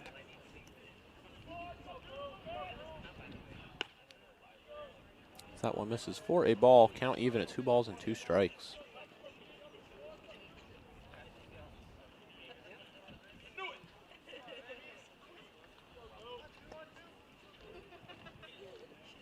We saw with Williams and Kimball, or Hinkleman, we were missing down, and Jared is missing up a little bit more than the other two guys. A nice pitch there. Cooper gets Patry swinging for his 3rd strikeout of the day. Big Coop registers that 3rd strikeout of the day. And that'll now bring up the catcher, number 5, Nick Chavez. Yeah, that replay we just saw, that ball really tailing away from the left-handed hitter. Bat's not long enough to pull that one in, so Coop gets his 3rd strikeout, like you said, Jim, of the day. 2 outs now for the Eagles with Council standing on second as Josh Jones lays out for that one, but that one barely gets by him. I'm not for sure, Jim, but I think that ball may have hit the bag, or maybe it just hopped over it and took a hop. I'm not for sure, but Jones discusses himself. He thought he should have had it nonetheless, as we'll see here if the first base camera and that ball. Yeah, it needs to go back. There it is. We'll see if the ball comes off the camera or not. Nope, just skipped right in front of it. So. Great effort by Jones, could not come up with it. Now batting, number 27. And Chavez has a 2-out RBI double for the Eagles. As Stefferson Milan skies that one to Weems in right field, who makes the catch. Eagles plate 3 that inning. We go to the bottom of the 4th. Score is Eagles 21, Blue Jays 1. There's a new Vive in town. Experience it with our crazy fast internet speeds from our fiber-backed network. Whew, finally, a broadband connection that can keep up with you. Need a customized solution to power your business with phone, internet, or managed services? Say hello to Vive. We're here to simplify your life with technology that works. See how at vivebroadband.com. That's VYVE broadband.com. It's time to turn your Vive on. Hillsboro Ford is your local, family-owned and operated full-service Ford dealer, serving Marion County and the surrounding areas. Come and see us at Hillsboro Ford for all of your automotive needs. Whether it's purchasing a new or used vehicle or visiting our well-trusted service department, our staff is committed to give you a top-notch experience. We service every make and model and can handle all service jobs, including tires. We're at 202 South Main Street in downtown Hillsboro and online at hillsborofordks.net. Hillsboro Ford, where service makes the difference.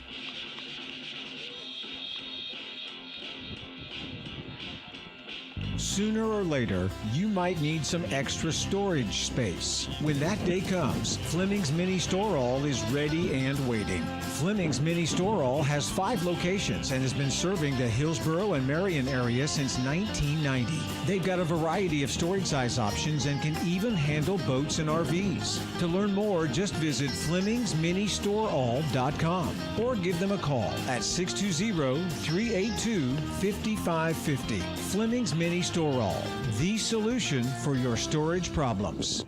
And we're back with you here at Tabor College. I think Jim's got quite a few changes for OKWU defensively.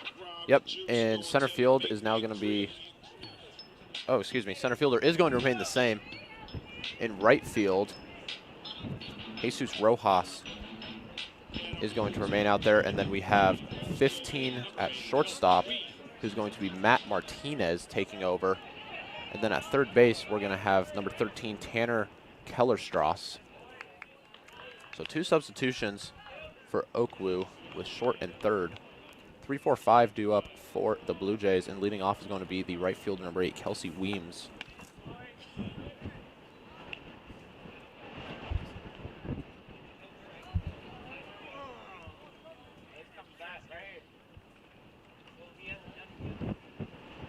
As Weems fouls that one off for strike 2. And another defensive change for the Eagles. Now catching is going to be number 3, Emilio Escobedo. As Weems watches that one go by for strike number 3. So a couple of strikeouts. The last inning, Eisenhower and this one, Weems, both those on the outside corner. As we see Leo step in for the Blue Jays. Aguilar coming up to bat, 1 for 1 on the day with an RBI single back in the first inning.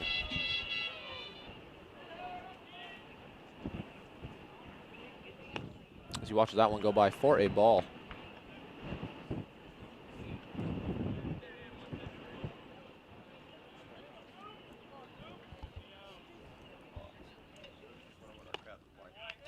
That one swung on a miss for strike 1.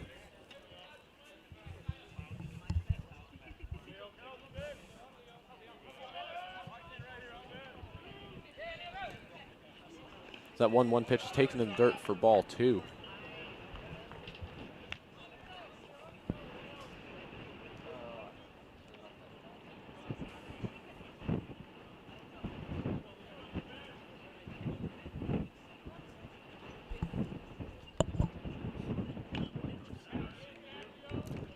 Count, or excuse me, that 2-1 pitch is foul ticked into the catcher's glove for strike number 2.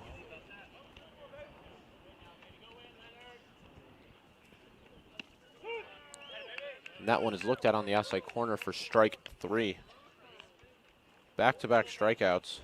Now batting, number 24. Brings up the center fielder, number 24, Tanyan Schaefer. Schaefer 0 for 1 on the day with a ground out to first base. That ground out was a shot down first base that about got back by number 35, Danny Perez, but he blocked it just enough to keep it on the dirt, and the pitcher did a good job of covering. So Tanyan hit it hard, but a little bit of bad luck as he was really trying to send that one to my office, Jim. He swings through that one for the first strike. 0-1 count, fouled off for strike number 2.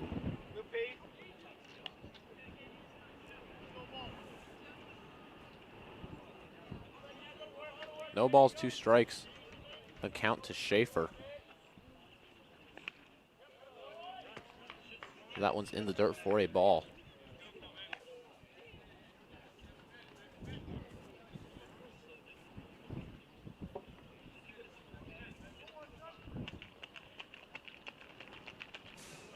That 1-2 pitch hits Schaefer. So Blue Jays get a 2-out base runner via hit by pitch. And that'll bring up the left fielder, number 32, Rudy Vasquez, 1 for 1 on the day with a single. Yeah, Tabor take runners anywhere they can get them right now. And Rudy has been swinging the bat pretty well lately, especially here at home. I can't remember exactly how he did it at Southwestern, but been swinging the bat well here at home. Like you said, 1 for 1. Let's see if he can get something started here with 2 out.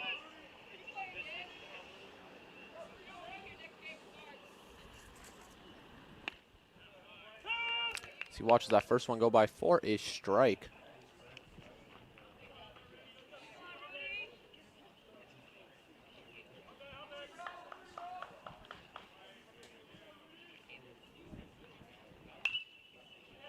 As he fouls that one off for strike number 2. That one hits our indoor facility right above us. Yeah, if you are not aware, Tabor's definitely got one of the best indoor facilities. Think, you know, Lee Pinner here for the Pinner clubhouse. And the Ratzlaffs for the dugout. And Alan and Jennifer Votes upper deck up here, but Lee Pinner, the driving force behind this. 3 indoor batting cages back here, locker room. It's a really nice facility for our guys to train in. Still 0-2 count to Vasquez.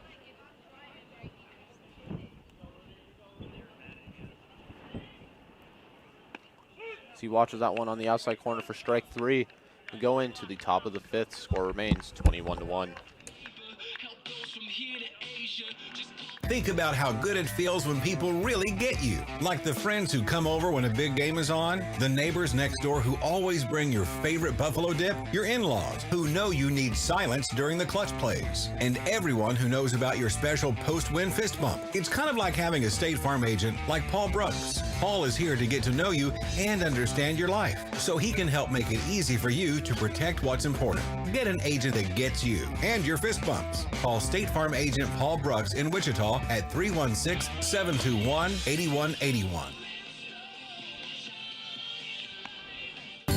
Create an estate plan that values what you value. The Biblical Estate Design Service from MB Foundation is a will planning service that brings your faith into the process of preparing a God-honoring estate plan. Many donors of Tabor College have used this service to create their plan and have chosen to leave a gift to the college, a gift that will have a lasting impact on future generations of Tabor students. Learn more at mbfoundation.com/Tabor and get started on your plan today. MB Foundation, giving meaning to money. And there in between innings, you saw Mike Jamison, our golf coach, up in the studio, panning some of our facilities here. Again, if you are just tuning in, sometimes recruits like to watch. You can definitely see how nice facilities we have here with our baseball and football complex. Soccer field as well down there with the football field. But, beautiful campus. Our grounds crew does an outstanding job taking care of things and just making it a nice place for the student athletes to be. Top of the fifth we go. OKWU on top, 21-1. Top of the order due up.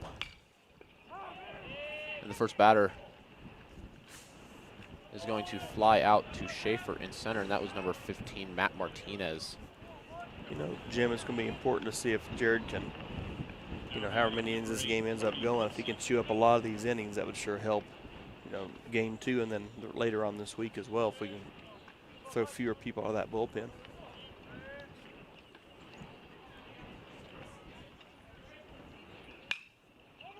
Second pitch of the inning is swinging and a 4-3 put out. Yeah, Muncie's swinging on the first pitch, so far 2 pitches, 2 outs. 2 pitches, 2 outs, that's right, being very efficient. And that'll bring up left fielder number 18, Isaac Worsland. Worsland 2 for 2 on the day. A couple hit by pitches, but has 2 home runs. And I think with those changes you had last inning, Worsland, I think, actually moved over to center field. So I believe they had a new left fielder, but he was still in. That first one finds the zone for a strike. But Coop got to work for this one, Jimmy. He threw more than 1 pitch already, so. Not letting them get a 3-pitch inning. Someone's in the dirt for a ball. 1 ball, 1 strike to Worsland.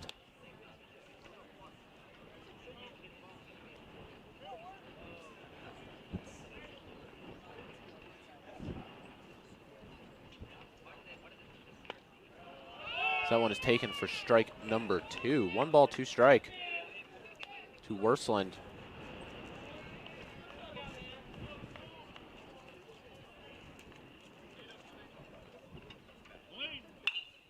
As Worsland gets under that one. That thing is up in the air for a while, and Vasquez makes the catch. 3 up, 3 down go the Eagles, and we go in to the 5th. Score is 21-1. Panzer Chiropractic Clinic is a supporter of Tabor College and proud to treat our Tabor students and athletes. Panzer Chiropractic Clinic offers affordable chiropractic care for the entire family. We offer spinal adjustments and cold laser therapy, decompression and flexion distraction therapy, and are board certified in acupuncture as well as DOT certified. Come see us at 122 South Main Street in Hillsboro or call Panzer Chiropractic Clinic for an appointment today at 620-947-3157. Since 1962, the Eitzen Agency has specialized in insurance for churches, colleges, and faith-based ministries. As an independent insurance agency representing Brotherhood Mutual and other fine companies, they can find the right policy for you at the best price. For more information, call the Eitzen Agency at 800-375-2553 or go online to eitzenagency.com. That's EITZEN agency.com. The Eitzen Agency, proudly supporting Tabor College athletics for 3 generations.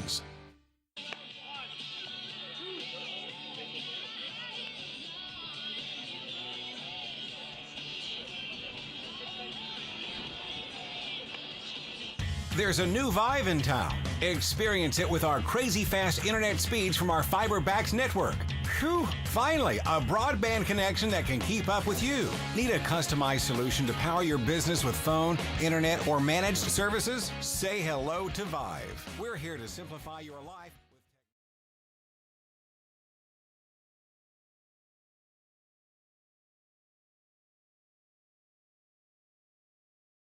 Nick, and moving to center field was the courtesy runner, now center fielder number 10, Nate Richardson.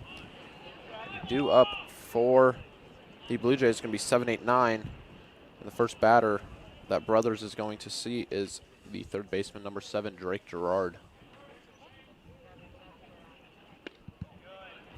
That strike evens up the count at 1 ball and 1 strike. Another thing to keep our eye on, Jim, we talked a little bit about here off air, is how long will Brothers go? You know, it's probably, our guess is, I think we both think they're going to let him pitch the whole game if possible to save their bullpen. And he's throwing well. They've had OKWU has had a very busy last month as they've had to make up games just like we have, and they have a very busy end to the season. As Gerard grounds that one to the shortstop. A nice play there by Martinez. He's, I believe, their backup shortstop in that, correct? And they make a subs there. Yes, they did. Or the other guy earlier, really strong arm. Martinez doesn't look like he has quite as strong as arm there, but got rid of the ball quickly and recorded out number 1. That'll now bring up the second baseman, number 10, Joey Witkowski.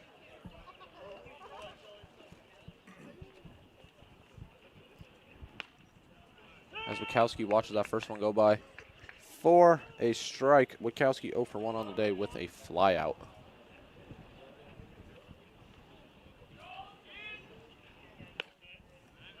Witkowski chases that one up for strike number 2.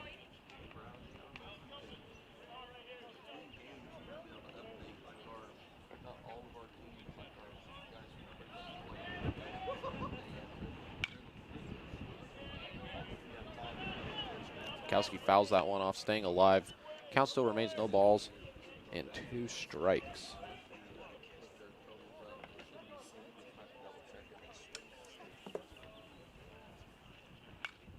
Once again, he fouls that one off to stay alive.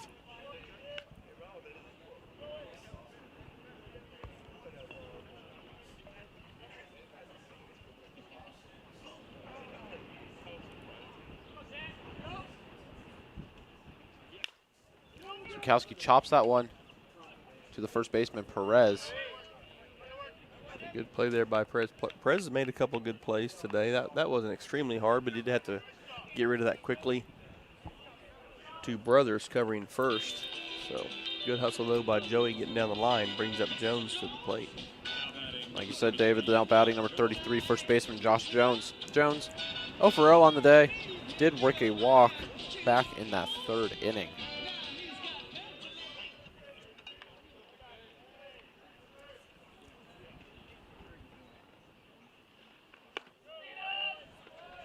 As he watches that one go by for a ball.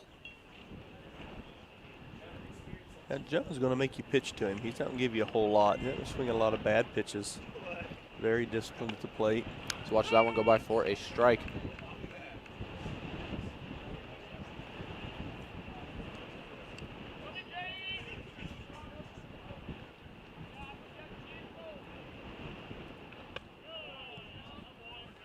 That one is looked at for ball 2.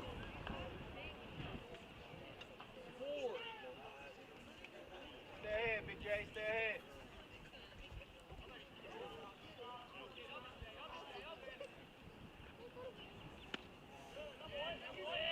3-1 count to Jones. Again, Jones very patient to plate, going to get the pitch he wants. He's had one pretty decent pitch come by, but a little too far outside for his liking. See if Josh maybe can work another walk here or get one to hit. As he swings through that one, fouls it back for strike 2. Yeah, good swing there by Jones. Good pitch to hit, just missed it just a little.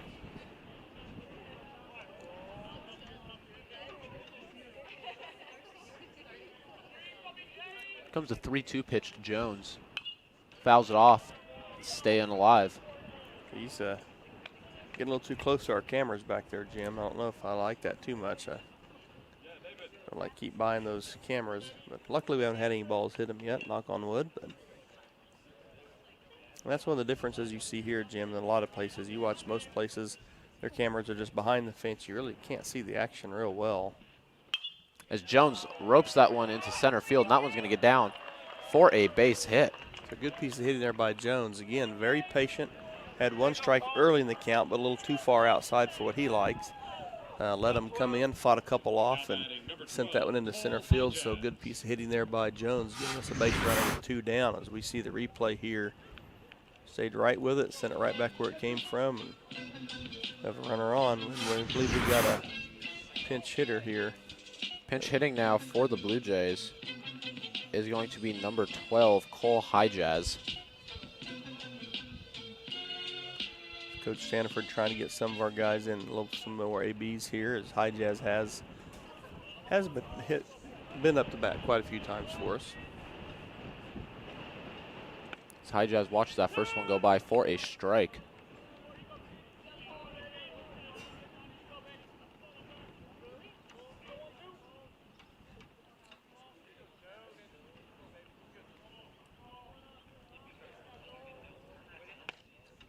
Highjazz thought about it, but holds back for ball 1.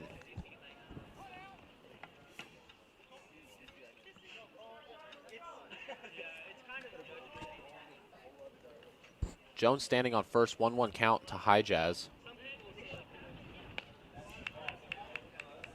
Off speed gets Highjazz out in front just a little bit. I'll say, just like you said, Jim, a little bit out in front of that one.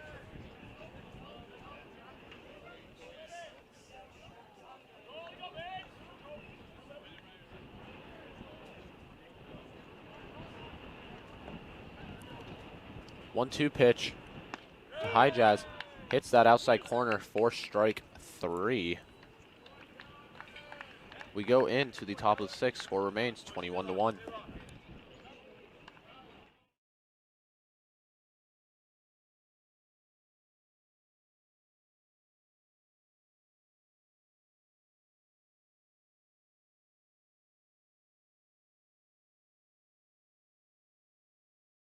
Top-notch experience. We service every make and model and can handle all service jobs, including tires. We're at 202 South Main Street in downtown Hillsboro and online at hillsborofordks.net. Hillsboro Ford, where service makes the difference. Sooner or later, you might need some extra storage space. When that day comes, Fleming's Mini Store-All is ready and waiting. Fleming's Mini Store-All has 5 locations and has been serving the Hillsboro and Marion area since 1990. They've got a variety of storage size options and can even handle boats and RVs. To learn more, just visit FlemingsMiniStoreAll.com or give them a call at 620-382-5550. Fleming's Mini Store-All, the solution for your storage problems. And we're back with you here at Tabor College here in Hillsboro, Kansas, as we see some of the crowd behind. We see some volleyball players hanging out back there, some of our normal community people in here to watch a little baseball today. So, great day to watch. A little windy out. The temperature-wise is beautiful. It's a little overcast. Get through game 1 here. Maybe game 2 will go a little bit better for the Blue Jays, as Cooper is out for another inning of work, Jim. And now batting for the Eagles and coming in at first base, I presume, is going to be now the first baseman, number 37, Peyton Bell Hogan, who skies that one to Schaefer and left, but Vasquez comes over and makes the catch. Yeah, Schaefer was, the left-hander, hit up in center field trying to block the little sun that was peeking out, and kind of got behind him, and Vasquez pulled it in. Again, 1 pitch, 1 out. So Coop working very efficiently these last couple of innings. And that'll now bring up number 13, Tanner Kellerstrass.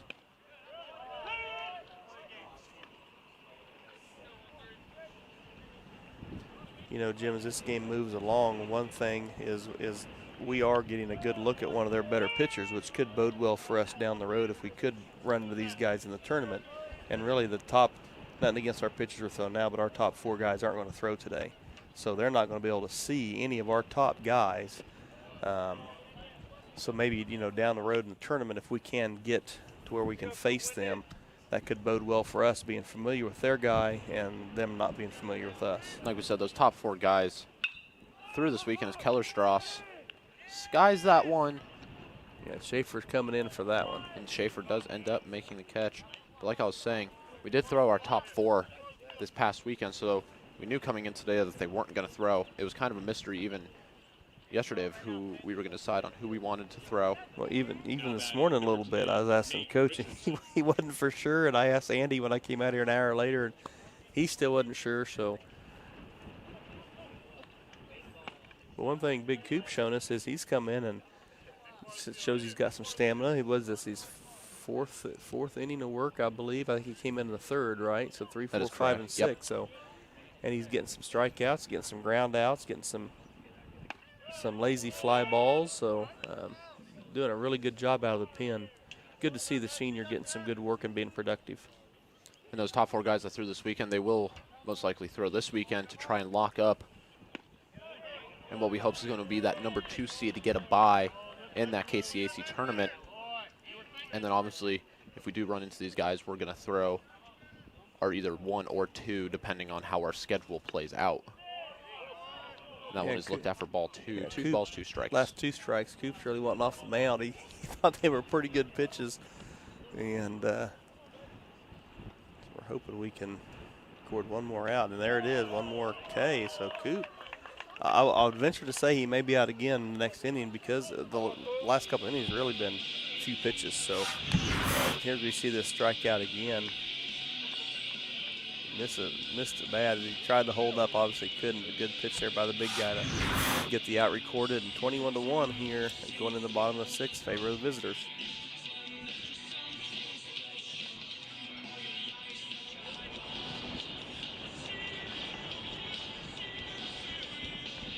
Think about how good it feels when people really get you. Like the friends who come over when a big game is on, the neighbors next door who always bring your favorite buffalo dip, your in-laws who know you need silence during the clutch plays, and everyone who knows about your special post-win fist bump. It's kind of like having a State Farm agent like Paul Brooks. Paul is here to get to know you and understand your life, so he can help make it easy for you to protect what's important. Get an agent that gets you and your fist bumps. Call State Farm agent Paul Brooks in Wichita at 316-721-8181.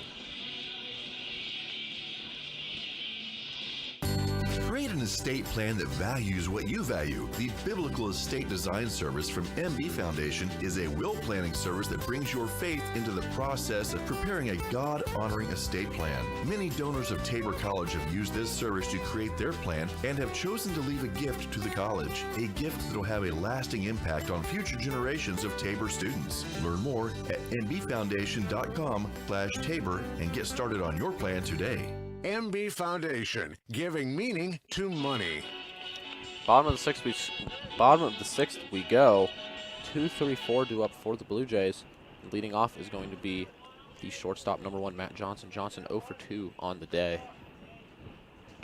As he watches that one go by for a strike.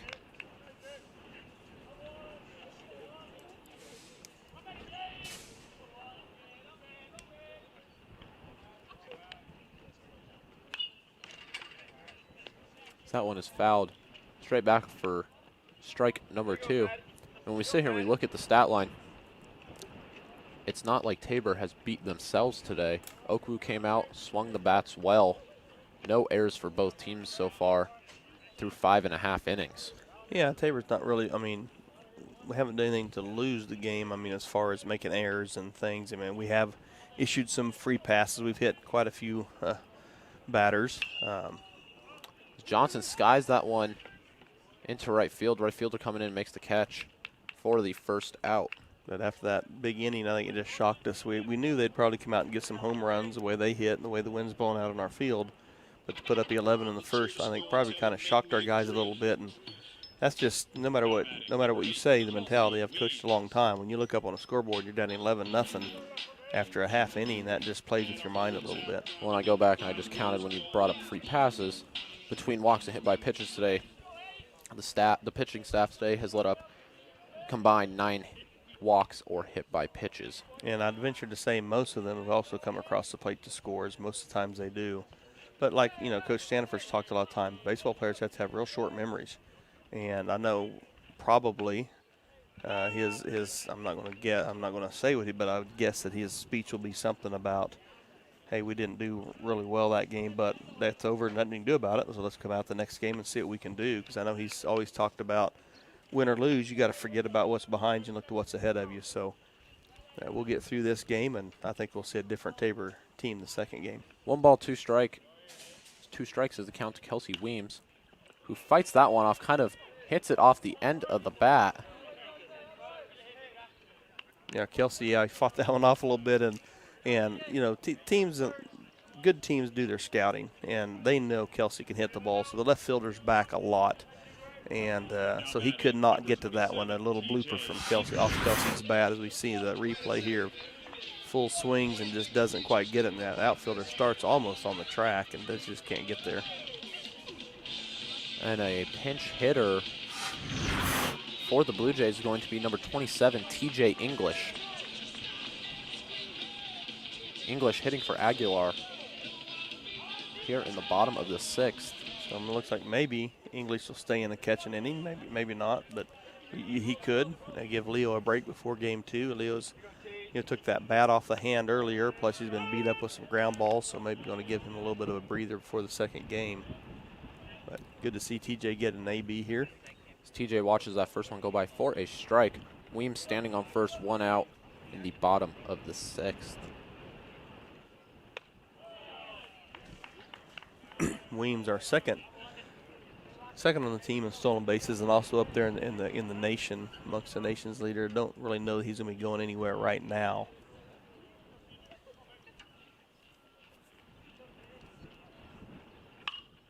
As English skies that one deep to left field.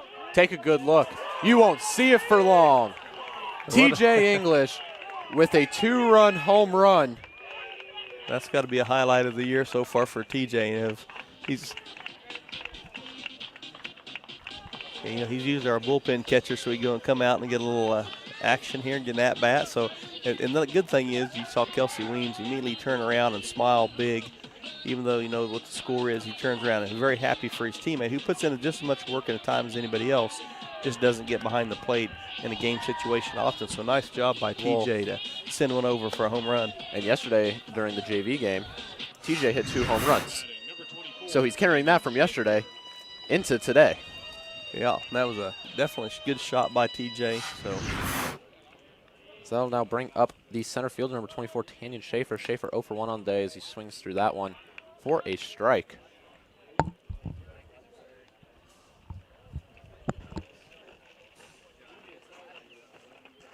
As we have one of our first basemen, Dom Morea, walking downstairs. Came up to say hi real quick. And sitting across from me, we have our KCAC Player of the Week, Mike Selick, sitting over there. Selick pitched a great game this last weekend, 9 innings pitched, complete game, 1 run, 10 strikeouts. Yeah, Mike only allowed 3 hits during that game, and I was talking to him a little bit ago. He gave up the 1 home run in the second inning right away, but then, boy, he just pitched a well of a game.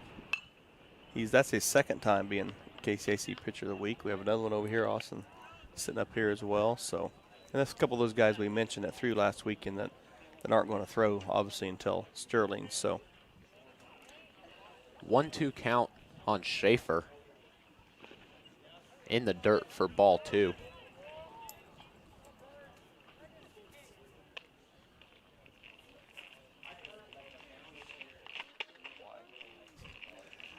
Yeah, and Jameson up the top tells me he controls the angle, so he just shot a picture of our ugly faces out there, too. I don't know what he's doing, but I'll have a talk with him about that later. 2-2 count, and Schaefer lines that one into right field, and that's going to skip by the right fielder. Schaefer is chugging for second.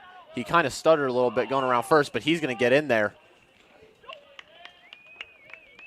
Yeah, those long strides of Schaefer paid off there as he kind of took off down the line and looked like he might have going to catch it, and then he kind of kicked it into gear a little bit and stumbled a little bit around first, but a good slide to the inside of the bag As we see the replay here, so he beats the throw again. Right field's not far, so even if it gets by somebody, there's a shot to throw you out. And we see here Schaefer reads that, comes around on the inside, gets around the tag and holds on the bag. Good call right there. Umpire right on top of it. Now batting is going to be the left fielder, number 32, Rudy Vasquez. Vasquez 1 for 2 on the day with a single and a strikeout. As Vasquez gets that one, but goes foul. Yeah, Rudy can really hit it. As we see, that one's down past the tennis courts. I know last year, and I'm not exaggerating, or 2 years ago, he hit one over the tennis courts. There was a good wind in our back. Weems had hit one that hit the back fence of the courts. Rudy hit one that cleared it. And that one right there was to the back fence. It was just a little foul. 0-1 count to Vasquez. Schaefer standing on second as that one misses for a ball. And you know, Jim, if we can put a few runs up, some guys can get some hits here off one of their better pitchers. You know, you go into that second game again, now you've got a little bit of success. You know, gives you a little bit of confidence maybe. As Vasquez looks at that one for strike 2.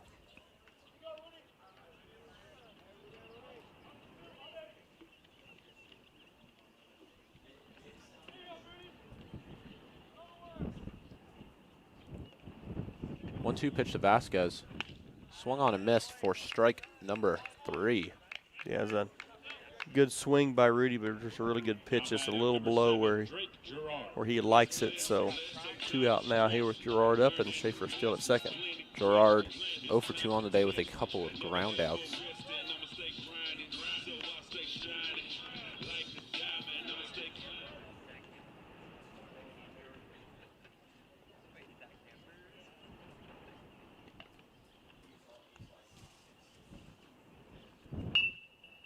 As Gerard check swings and fouls it off over there towards the Blue Jay dugout. I'm going to give Coach Poole a hard time as that one. You know, I was bragging him up a couple weeks ago about how thought his play was better than Jake's, and that time Poole didn't do the lateral movement very good. That ball got by him. I'm sure he's going to say it was a shot, but it was a check swing. So 0-1 count to Gerard. Schaefer standing on second. As he fouls that one off in our direction. And it misses our building for strike 2.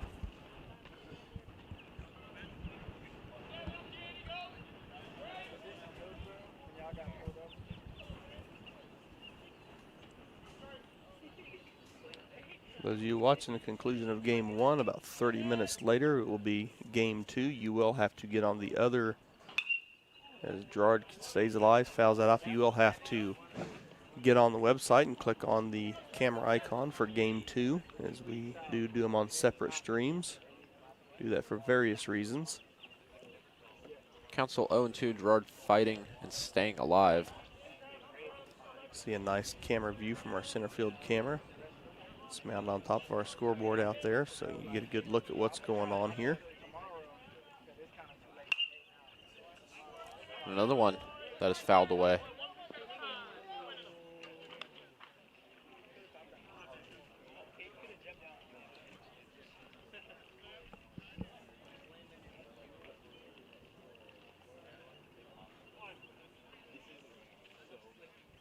O2 count remains for Gerard.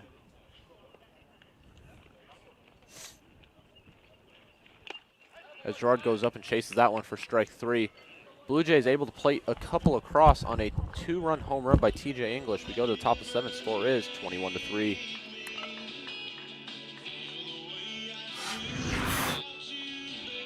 Panzer Chiropractic Clinic is a supporter of Tabor College and proud to treat our Tabor students and athletes. Panzer Chiropractic Clinic offers affordable chiropractic care for the entire family. We offer spinal adjustments and cold laser therapy, decompression and flexion distraction therapy, and are board certified in acupuncture as well as DOT certified. Come see us at 122 South Main Street in Hillsboro or call Panzer Chiropractic Clinic for an appointment today at 620-947-3157. Since 1962, the Eitzen Agency has specialized in insurance for churches, colleges, and faith-based ministries. As an independent insurance agency representing Brotherhood Mutual and other fine companies, they can find the right policy for you at the best price. For more information, call the Eitzen Agency at 800-375-2553 or go online to EitzenAgency.com. That's EITZEN Agency.com. The Eitzen Agency, proudly supporting Tabor College athletics for 3 generations. There's a new Vive in town. Experience it with our crazy fast internet speeds from our fiber-backed network. Phew, finally, a broadband connection that can keep up with you. Need a customized solution to power your business with phone, internet, or managed services? Say hello to Vive. We're here to simplify your life with technology that works. See how at vivebroadband.com. That's VYVE broadband.com. It's time to turn your Vive on. Big Coop out for his 5th inning of work, excuse me. He'll see 7, 8, 9 due up. And the first batter that he is going to see is going to be number 9, Kent Korenik. Yeah, Coop's been doing a really good job of mixing up his pitches and keeping their OKWU batters off balance. As Korenik skies that one, Zwickowski at second. Was able to put it away for out number 1. That'll now bring up number 31, Now batting, number 31, Logan Ivy. Logan Ivy.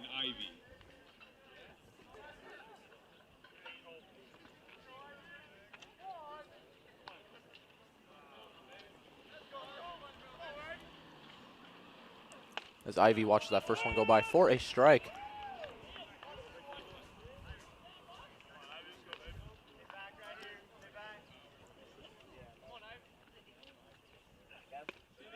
As he gets Ivy to chase after that one for strike 2.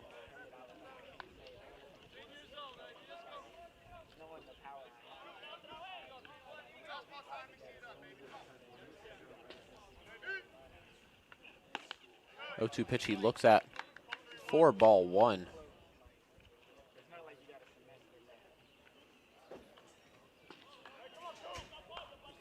Again, Coop being real efficient here with his pitches as he wastes one there, but he's been real efficient getting ahead of the batters.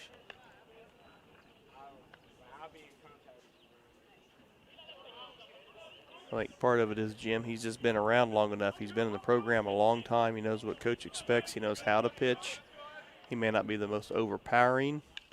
As Ivy fights that one off. Or have, necessarily people would term the best stuff all the time. He just knows how to he knows how to pitch in a game like this for sure. His job is to go out there and chew up a lot of innings, and that's what he's doing a good job of. As Ivy looks at that one for strike number 3. So 2 out here in the top of the 7th. And that'll now bring up number 7, Josh Logan. And we see the replay there. He just got a lot of life and a lot of movement on all of his pitches.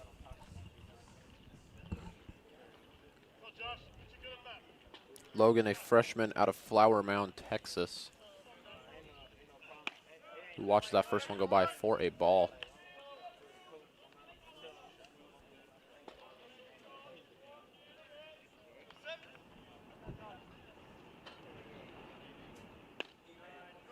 That one misses for ball 2.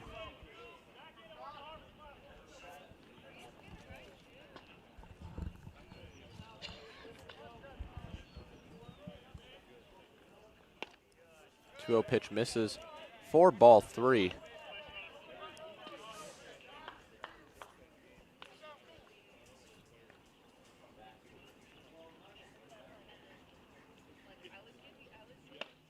That one finds the zone for strike 1.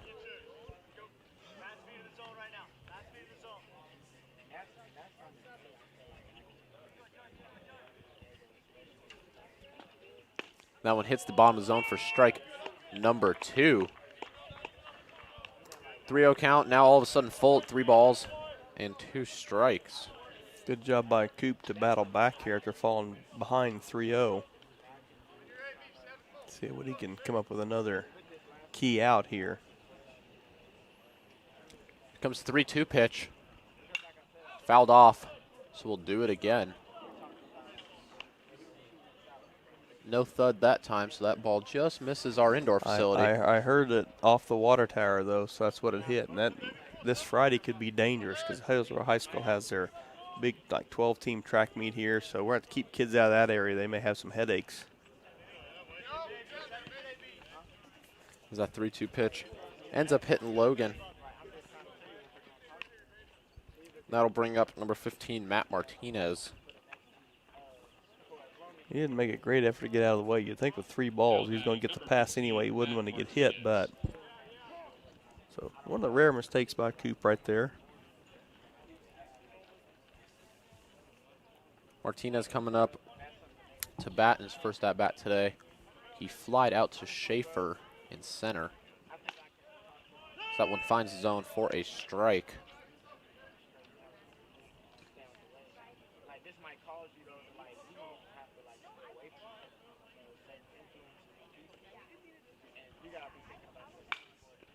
As that one is fisted into center field. Yeah, that one, Witkowski made a good effort. Just one of those balls you think you can get to, and they just sit there and just out of reach. So, in fact, Joey ends up out in left field by Rudy out there after his effort trying to get that ball. That'll bring up now number 36, Jack Simon.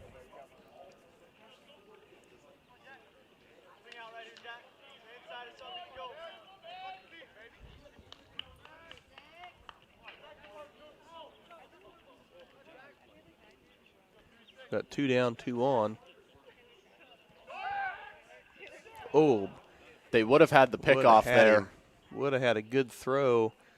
We would have had him. Now Johnson seems to. That's the last thing you want right now is an injury to our starting shortstop, who's been swinging the bat very well also. But it looks like he's okay. But you see the replay right here, and definitely have him. The throw just a little bit behind Matt as Matt was trying to get all the way over to the base. Cleat looks like. That cleat from Ivy looks like clipped Johnson a little bit there. You know, if Matt could have stopped just a little shorter or the throw would have been a little more towards the bag, definitely would have had him out. That one skied into the right center gap. Weems giving chase, who makes a great catch. Great catch by Weems out in right field to end the inning. Blue Jays need 9 runs in this bottom of the 7th to keep the game going. We go into the 7th. Or bottom of the 7th, score is 21-3. By your actions, let's be sure they are positive. Your playlist for the best times. Welcome to Tabor College. Hillsborough Ford is your local, family-owned and operated full-service Ford dealer, serving Marion County and the surrounding areas. Come and see us at Hillsborough Ford for all of your automotive needs. Whether it's purchasing a new or used vehicle or visiting our well-trusted service department, our staff is committed to give you a top-notch experience. We service every make and model and can handle all service jobs, including tires. We're at 202 South Main Street in downtown Hillsborough and online at hillsboroughfordks.net. Hillsborough Ford, where service makes the difference. Sooner or later, you might need some extra storage space. When that day comes, Fleming's Mini Store All is ready and waiting. Fleming's Mini Store All has 5 locations and has been serving the Hillsborough and Marion area since 1990. They've got a variety of storage size options and can even handle boats and RVs. To learn more, just visit FlemingsMiniStoreAll.com or give them a call at 620-382-5550. Fleming's Mini Store All, the solution for your storage problems. And we're back with you here at Tabor College. I believe we've got a replay of the catch by Weems out here in right field. As you see that ball is hit definitely right between him and Schaefer. And now you see from the center field scoreboard camera, Kelsey with a great catch. And he goes over, picks up Schaefer's hat for him. So coming back with you here, just a couple of things. I know we have some more changes. Is now we have a change for the Blue Jays. And we have a new pitcher for the Eagles. Now pitching for the Eagles is going to be number 49, Brendan Woods, a sophomore out of Fort Worth, Texas. And a change for the Blue Jays. Hitting in the spot of Witkowski is going to be number 11, Jared Hedrick, who watches that first one go by for a strike. Well, barring something really spectacular happen, obviously it's going to be the last half of the inning, but the Blue Jays down by 18 here. But, you know, a couple things to take away here from these last few innings. The positives, Cooper's chewed up a lot of innings, so he saved the bullpen for us. We have put a couple of runs on the board. And Cooper he put up 3 zeros. 5th, 6th, and 7th shut out the Eagles after they got out to a hot start. And there you see Hedrick goes down on strikes. Yeah, I was going to mention we've out, you know, the last 3 innings or so. I know it's a little thing, but you look for positive in the next game. We've out hit them, we've out scored them, we've, you know, got some good innings out of Cooper. So always looking to find something positive taking to the next game. And now batting's going to be Josh Jones. Jones 1 for 1 on the day with a single and a walk.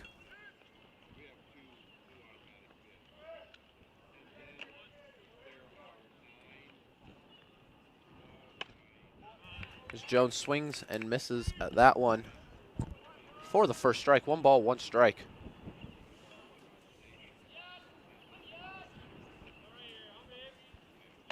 One pitch misses outside. 4 ball 2.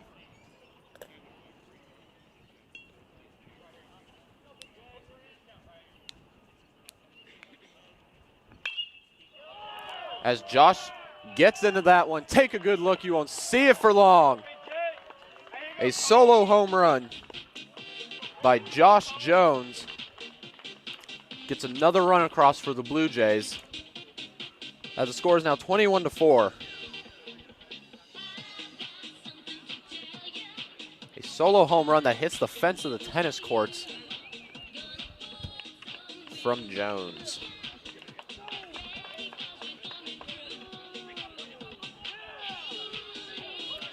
And now batting for the Blue Jays is going to be number 12, Cole Highjazz.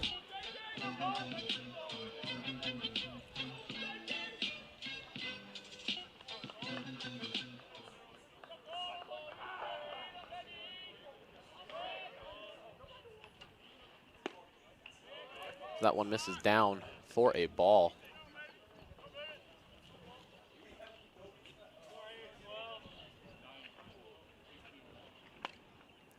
Highjazz swings through that one for a strike.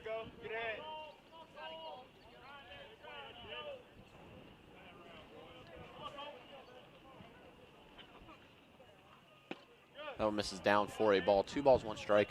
The count to Highjazz.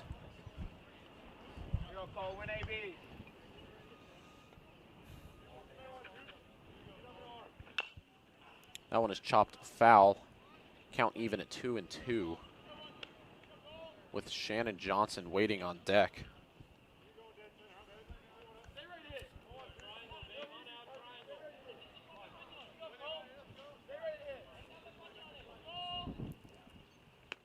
That one misses in dirt for ball 3. Full. Count is now full at 3 balls, 2 strikes to Highjazz.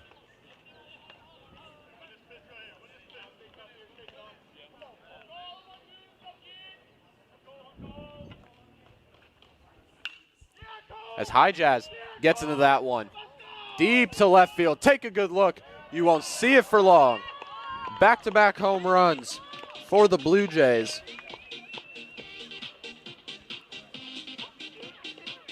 Highjazz knew it immediately right when it left his bat.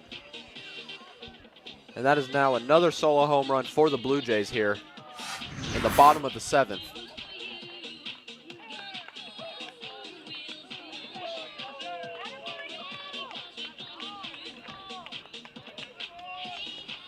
You see there, Westerland tries to go up and get that one, but cannot. And that will now bring up number 3, Shannon Johnson. Johnson, usually the courtesy runner, getting an at-bat here late in the 7th inning of game 1 as he swings through that one for a strike.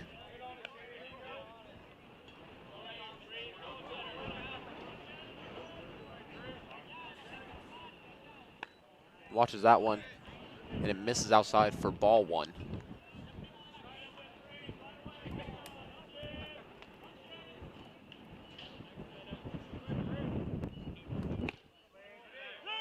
That one finds the zone for strike 2. 1 ball, 2 strikes to Shannon Johnson.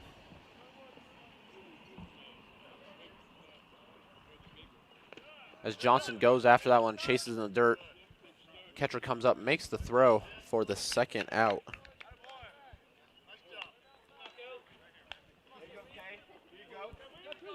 And that'll now bring up the right fielder, number 8, Kelsey Weems. Weems 2 for 3 on the day with a double and a single.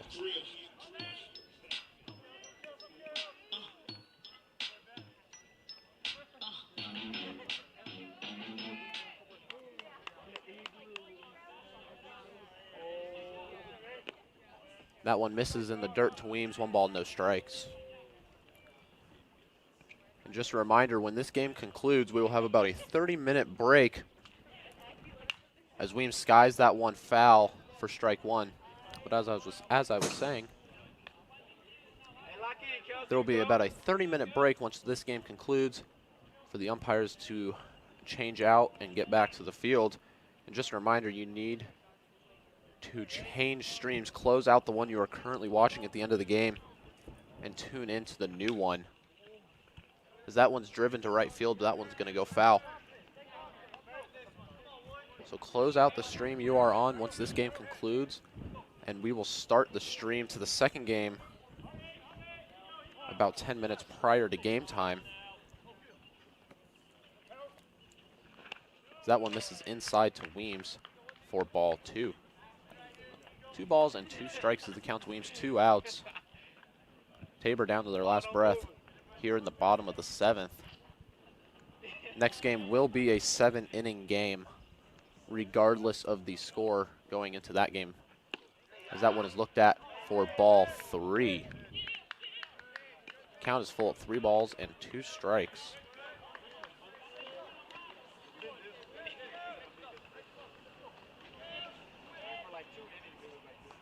3-2 pitch is swung on and missed for strike 3.